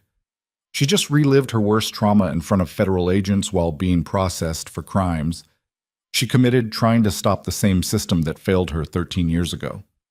How okay can she be? I need to talk to her. That's not possible right now. Maybe later, after arraignment, after lawyers get involved and work out custody arrangements. Agent Chen softened slightly. But I can tell you she's asking about the survivors, demanding guarantees they get real help. She's still fighting even from inside a cell. That sounded exactly like Seraphine. The door opened again. This time a federal marshal appeared, carrying handcuffs. Time to move you to pretrial detention, he said. Arraignment is tomorrow morning. Until then, you're in federal custody at SeaTac. The handcuffs clicked shut around Kael's wrists for the second time that day. But SeaTac Federal Detention Center was exactly as grim as expected. Concrete walls, fluorescent lights, the institutional smell of cleaning chemicals, and despair. Kael was processed through intake, photographed, fingerprinted, issued orange jail scrubs that felt like surrender-made fabric. His cell was small, 8 by 10 feet. Bunk bolted to the wall. Metal toilet, narrow window that showed nothing except concrete courtyard and razor wire. He sat on the bunk and stared at gray walls while his mind spun through everything that had led here. 15 years of choices, 12 years of running, 1 week of finally facing what he'd spent a lifetime avoiding. Night fell. The detention center quieted except for occasional sounds, doors clanging, voices echoing, the ambient noise of hundreds of people locked in boxes waiting for justice or mercy or just time to pass. Kael didn't sleep. Morning came gray and cold. The arraignment took place in a federal courthouse downtown, a massive building that smelled like marble and authority. Kael was transported in chains, processed through security, led into a courtroom where photographers and reporters packed every available seat. The judge was an older woman with silver hair and an expression that suggested she'd seen every kind of bullshit humanity could produce and wasn't impressed by any of it. Mr. Vero, she said, reading from documents, you're charged with maritime piracy, unlawful boarding of a commercial vessel, assault, conspiracy, and approximately a dozen related federal offenses. How do you plead? Kael's public defender, a tired-looking woman who'd briefed him for exactly 15 minutes before the hearing, stood beside him. Guilty, Your Honor, Kael said. The courtroom erupted. Reporters shouted questions. The judge banged her gavel for order. Mr. Vero, I need to ensure you understand what you're doing. You're pleading guilty to charges that carry significant prison time. You have the right to a trial. You have the right to force the prosecution to prove their case. Are you certain you want to waive those rights? Yes, Your Honor. Why? The question caught him off guard. Because I'm guilty, he said simply. I committed the crimes I'm charged with. I knew they were illegal when I did them. I made conscious choices that led here, and I accept responsibility for those choices. The judge studied him for a long moment.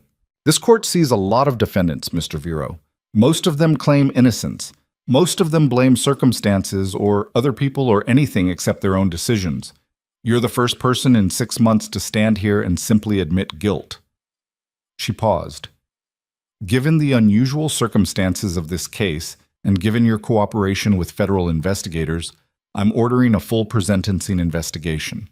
Bail is denied given flight risk and the severity of charges. You'll remain in federal custody pending sentencing. We'll reconvene in 90 days.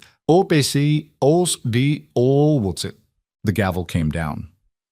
Guards led Kyle back toward the holding cells while reporters shouted questions he didn't answer. As he passed through the courtroom doors, he caught sight of someone in the gallery. Seraphine. She sat near the back, flanked by federal marshals, wearing her own orange scrubs. Their eyes met for just a moment, a connection that held too much history to express in glances but tried anyway. Then she was gone, led away to her own arraignment, her own reckoning with a system that had failed her twice. The 90 days passed with agonizing slowness. Kyle spent them in detention, giving testimony to federal investigators, providing documentation, helping build cases against Lucien and Valicrest, and a dozen other people connected to the network. Agent Chen visited weekly, updating him on progress. The news was mixed. Lucien had been arrested but released on bail.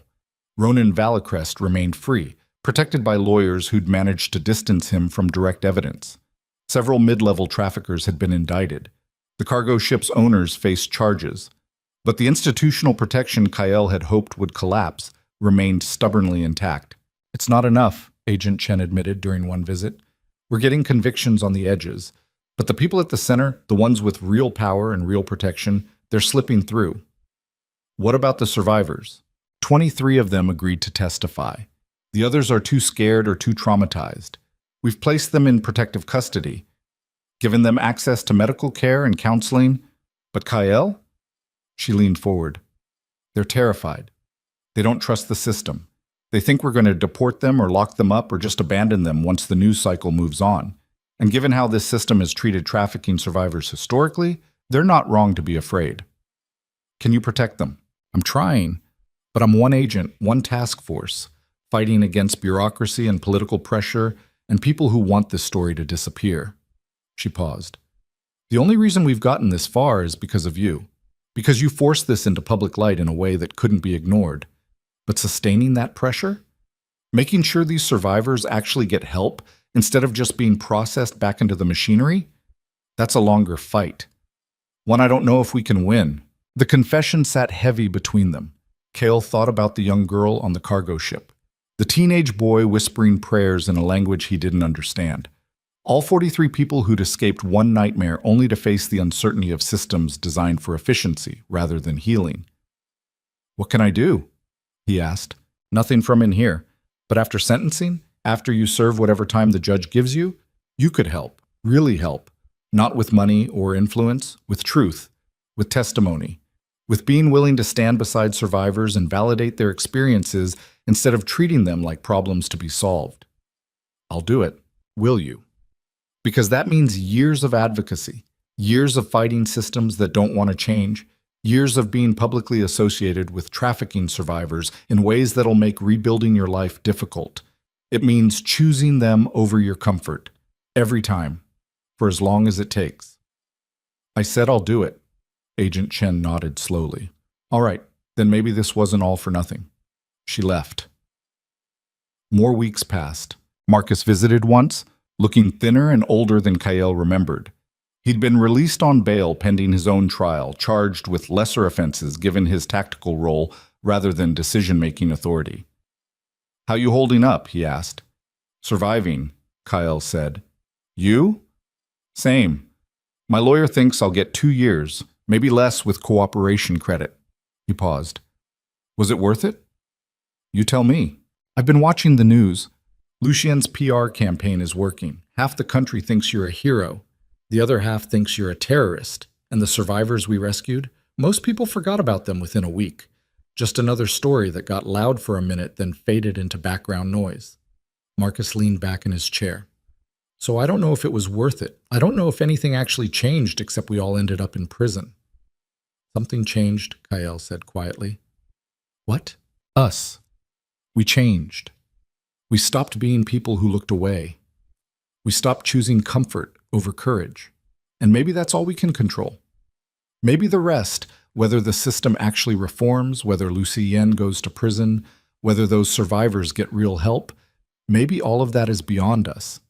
But we made a choice that mattered, and I have to believe that counts for something. Marcus was quiet for a moment. You sound different, he finally said. How? Less angry, less desperate, like you've accepted something. Maybe I have. What? That punishment and honesty aren't the same thing. That prison is what I deserve for crimes I committed. But honesty, actually facing what I did, actually taking responsibility without excuses, that's what changes you. Prison just takes your time. Honesty takes your soul and gives you a chance to build something better from the wreckage. Marcus stood to leave. You're a better man than I thought, Kyle. I hope you survive whatever comes next. You too. They shook hands through the small opening in the visitation barrier. Then Marcus was gone. Sentencing day arrived with the same gray Seattle weather that had witnessed everything else. The courtroom was less crowded this time, just reporters, federal officials, a handful of people Kyle didn't recognize. Seraphine sat in the gallery again, having been sentenced the week before to time served plus probation given her status as both victim and participant. Their eyes met across the courtroom. She nodded once. He returned it. The judge entered. Everyone stood. Mr. Viro, she began, reading from documents that detailed every crime, every mitigating factor, every aggravating circumstance. You've pleaded guilty to serious federal offenses. You've cooperated extensively with investigators. You've provided evidence that has led to multiple arrests and indictments. But you've also committed acts of violence that resulted in deaths. You've violated maritime law in ways that created international incidents. And you've taken justice into your own hands in a manner that undermines the rule of law. She paused. However, in my 30 years on the bench, I've never encountered a case quite like this. A defendant who admits guilt without reservation, who cooperates without seeking deals or protections, who seems genuinely committed to accepting responsibility rather than minimizing consequences. The presentencing report indicates you've spent the past 90 days helping investigators build cases against a trafficking network that has operated with impunity for years. Multiple survivors have submitted letters describing how your actions, however illegal, saved their lives. The judge set the documents down. This court must balance justice with mercy, must consider both the crimes committed and the circumstances that led to them, must weigh punishment against rehabilitation. She looked directly at Kyle. I'm sentencing you to 5 years in federal prison. You'll serve a minimum of 42 months before being eligible for parole. During incarceration, you'll continue cooperating with federal investigators. Upon release, you'll serve 3 years supervised probation and perform 1,000 hours of community service specifically related to supporting trafficking survivors. 5 years. 42 months minimum. The number landed with finality. Do you have anything to say? The judge asked.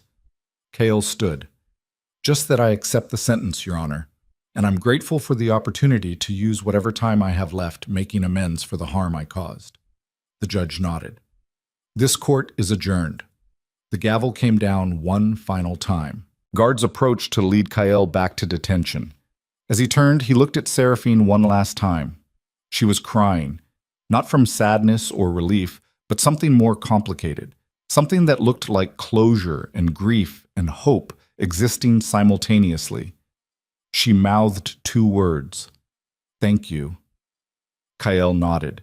Then he was led away to begin serving time that would measure in years, but hopefully, eventually, lead somewhere that resembled redemption. Semik. Federal prison was exactly as brutal and boring as expected. Kale spent the first 6 months adjusting to rhythms that had nothing to do with empire building or wealth management. Wake at 5. Breakfast at 6. Work detail repairing furniture in the prison workshop. Lunch. More work. Dinner. Rec time. Lockdown at 9. Repeat daily until the routine became automatic. He kept his head down, avoided conflicts, focused on cooperation with ongoing investigations that continued even from inside. Agent Chen visited monthly, updating him on progress. Lucien Drygor had been convicted on multiple counts. racketeering, conspiracy, money laundering. Not trafficking directly, but enough to put him away for 15 years. His lawyers were appealing, but the evidence from Kael's flash drive had been devastating. Ronan Valcrest remained free.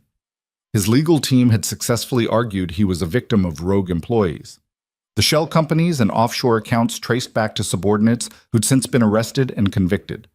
Valcrest himself walked away with reputation damaged, but freedom intact. It's not justice, Agent Chen admitted, but it's more than we've ever gotten before. Lucien's network is collapsing. Mid-level traffickers are cutting deals to avoid harsher sentences. The infrastructure you helped build and then helped destroy, it's gone. Not permanently. These operations always rebuild, but for now, this corridor is shut down. What about the survivors?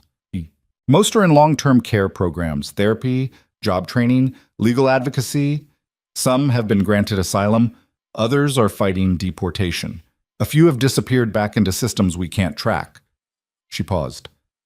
Seraphine visits them sometimes, speaks at advocacy events, tells her story. She's become a voice for people who usually don't get heard. How is she? Surviving. Building something new from the wreckage. Same as you. Agent Chen stood to leave. Keep cooperating, Kael. Keep testifying when they need you. Keep being honest about what you did and why. It matters more than you know. Months became years. Kael served his time with the same methodical determination he'd once applied to building empires. He testified in trials, provided depositions, helped investigators connect dots that led to more arrests and more convictions. The trafficking network that had once seemed invincible slowly crumbled under accumulated pressure. In his third year of incarceration, something unexpected happened. A letter arrived from one of the survivors, a young woman named Mai who'd been on the cargo ship that night. She wrote in halting English about the life she was building now, about the job she'd found, about the apartment she was renting, about the therapy sessions that were slowly helping her process trauma that would never fully disappear. At the end, she wrote, "You are not good man. You help make the machine that hurt us, but you also break the machine. You choose to burn everything to save people you never met. I do not forgive you, but I thank you. Because of you, I breathe free air.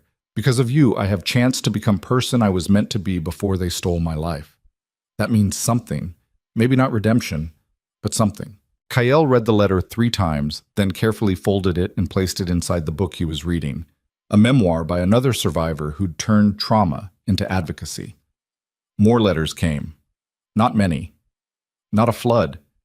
But enough to remind him that somewhere beyond these walls, people whose names he'd never known were rebuilding lives that had been systematically destroyed. And his choices, however imperfect, however late, had created space for that rebuilding to happen. Parole hearing came in his 42nd month. He sat before a panel of 3 officials who reviewed his case with bureaucratic efficiency. They asked about his crimes, his cooperation, his plans for life after release, his understanding of the harm he'd caused, and the responsibility he still carried. Kael answered honestly. No excuses, no minimizing, just acknowledgement that he'd spent 15 years causing harm and would spend however many years he had left trying to mitigate that harm through action rather than words. The panel deliberated for 20 minutes. Then they granted parole. "Mr. Vero," the chairwoman said, "you'll be released in 30 days. You'll serve 3 years supervised probation. You'll complete 1,000 hours of community service. You'll maintain employment. You'll attend mandated counseling. Any violation results in immediate return to custody. Do you understand?" "Yes, ma'am." "Then we'll see you in 30 days, Koang." Release day came with the same gray Seattle weather that had become a recurring character in his story. Kael walked out of federal prison wearing donated clothes and carrying a small bag containing everything he owned, books, letters, documentation of the advocacy work he'd been planning from inside. Seraphine was waiting in the parking lot, leaning against an older sedan that had seen better years. "You came," Kael said. "Did you think I wouldn't?" "I didn't know what to think. Get in. We have work to do." They drove through Seattle in silence for a while, the city looking simultaneously familiar and foreign after 3.5 years of absence. Everything had changed. Nothing had changed. The skyline still gleamed, the streets still teemed with people living ordinary lives. But something fundamental felt different, like the city had shifted slightly on its foundation in ways only visible to people who'd been away. "Where are we going?" Kyle asked. "Survivor Advocacy Center in Tacoma. They're hosting an event tonight. Panel discussion about systemic failures in trafficking prevention. They asked me to speak. Asked if you'd be willing to speak too." "About what?" "About complicity. About the architecture of harm. About how people in positions of power enable trafficking through indifference and calculated ignorance. About how choosing to finally face that truth can create change even when it destroys everything you built." She glanced at him. "Think you can handle that?" "I don't know, but I'll try."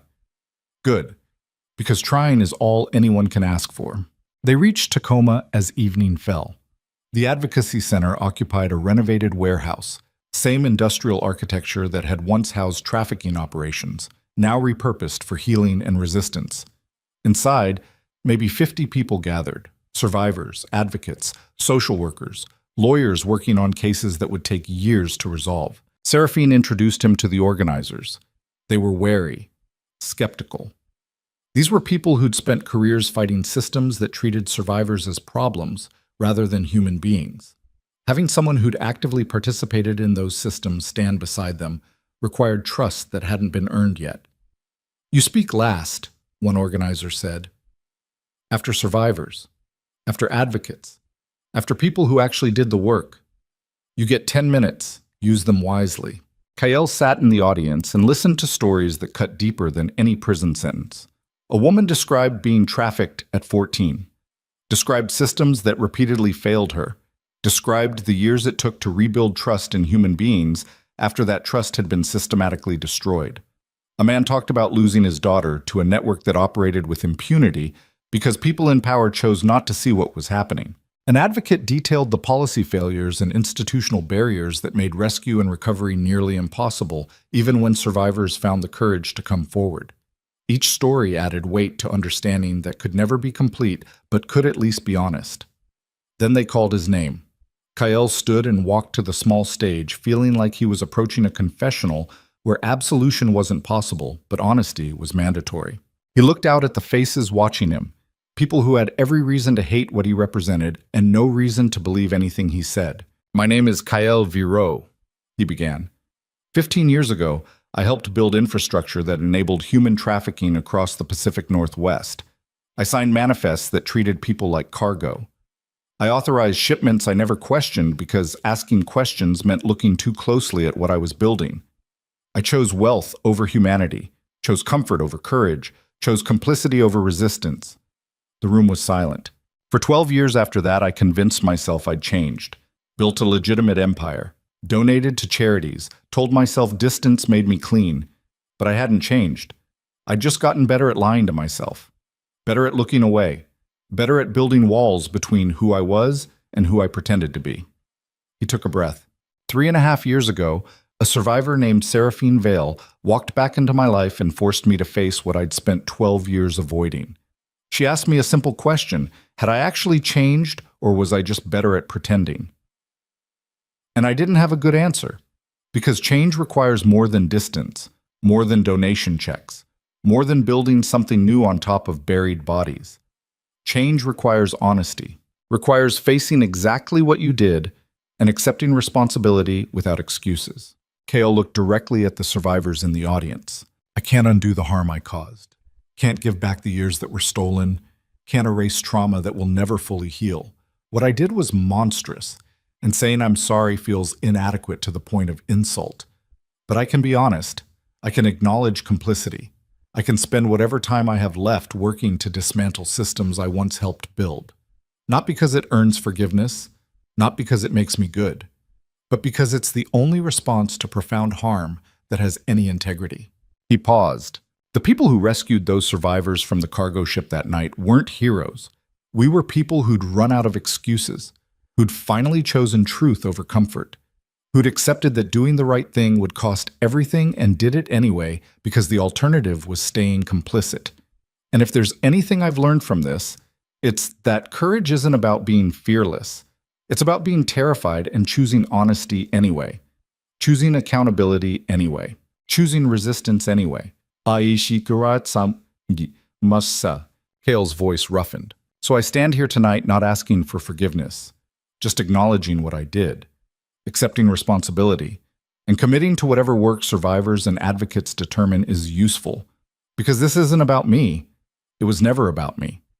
It's about the 43 people we rescued that night, the hundreds more still trapped in systems that treat them as inventory, the thousands who survived and are rebuilding despite institutional failures, the advocates fighting battles that should never be necessary. You're the people who matter, and I'm just trying to figure out how to be useful to that fight instead of continuing to be an obstacle. He stepped away from the microphone. The applause was muted, uncertain. Not celebration, but acknowledgement that honesty had been offered, even if trust hadn't been earned. Afterward, people approached with questions and challenges. Kyle answered as honestly as he could, accepting criticism without deflection, acknowledging harm without minimizing it. The conversations were hard, uncomfortable, exactly what they needed to be. Seraphine found him near the end of the evening. "You did okay," she said. "Just okay?" "Better than okay would be dishonest. You're still learning, still figuring out how to be useful instead of just sorry, but you're trying. And that's more than most people in your position ever do." "Is it enough?" "No, but it's a start." They walked outside into rain that had started falling while they were inside. The warehouse district stretched dark and quiet around them, industrial buildings that held different purposes now but remembered their violent histories and foundations and architecture. "What happens next?" Kyle asked. "You keep showing up, keep working, keep being honest even when it's uncomfortable. Keep choosing survivors over your comfort." Seraphine paused. "And you accept that this is lifelong work, that there's no finish line where you get declared redeemed and released from obligation, just years of fighting systems that don't want to change and supporting people whose trauma never fully disappears." "I can do that." "Can you?"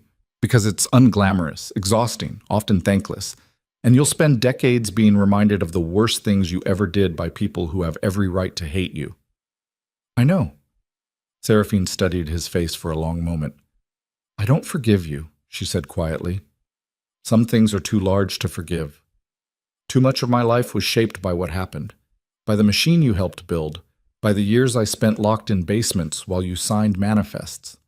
"I know, but—" She paused.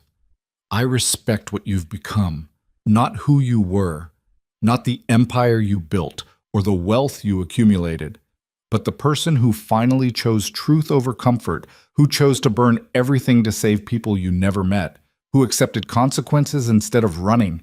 That person is worth working beside." "Thank you. Don't thank me. Just keep showing up, keep doing the work, keep being honest. And maybe 20 years from now, 30 years from now, you'll have become someone different enough that the distance actually means something." She turned and walked toward her car. Kyle stood in the rain, watching her drive away, feeling the weight of years stretching ahead. Years of advocacy and testimony and unglamorous work that would never fully balance the harm he'd caused, but might at least create space for healing he could never personally provide.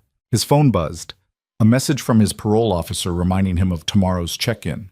Another message from the Advocacy Center asking if he'd be willing to speak at another event next month. A third from Agent Chen asking for testimony in yet another trial spawned from investigations he'd helped initiate. The work continued, would always continue. Because trafficking networks didn't disappear just because one corridor collapsed. They rebuilt, adapted, found new routes and new methods, which meant the fight against them had to be equally persistent, equally adaptable, equally committed to the long haul. Kale pulled up his contacts and started making calls. First to a lawyer who helped survivors navigate asylum processes, then to a counselor who specialized in trauma recovery, then to 3 different advocacy organizations asking how he could be useful. The calls would lead to meetings, the meetings would lead to work, the work would lead to more work.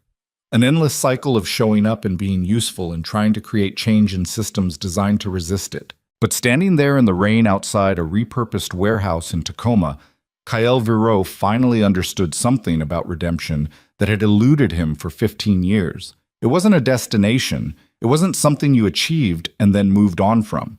It was a practice, a discipline, a choice made daily to value other people's healing over your own comfort, to value truth over reputation, to value accountability over excuses. Some people spent their whole lives running from that choice. Kael had spent 12 years running, but he was done running now, done hiding behind wealth and distance in carefully managed silence, done pretending that rebuilding something new on top of buried bodies made his hands clean.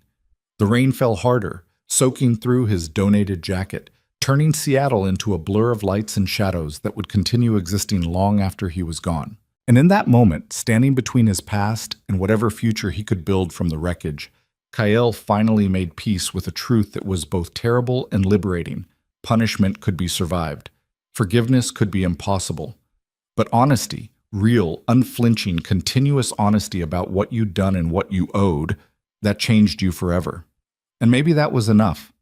Maybe that was all anyone could ask for. Maybe that was what it actually meant to be human.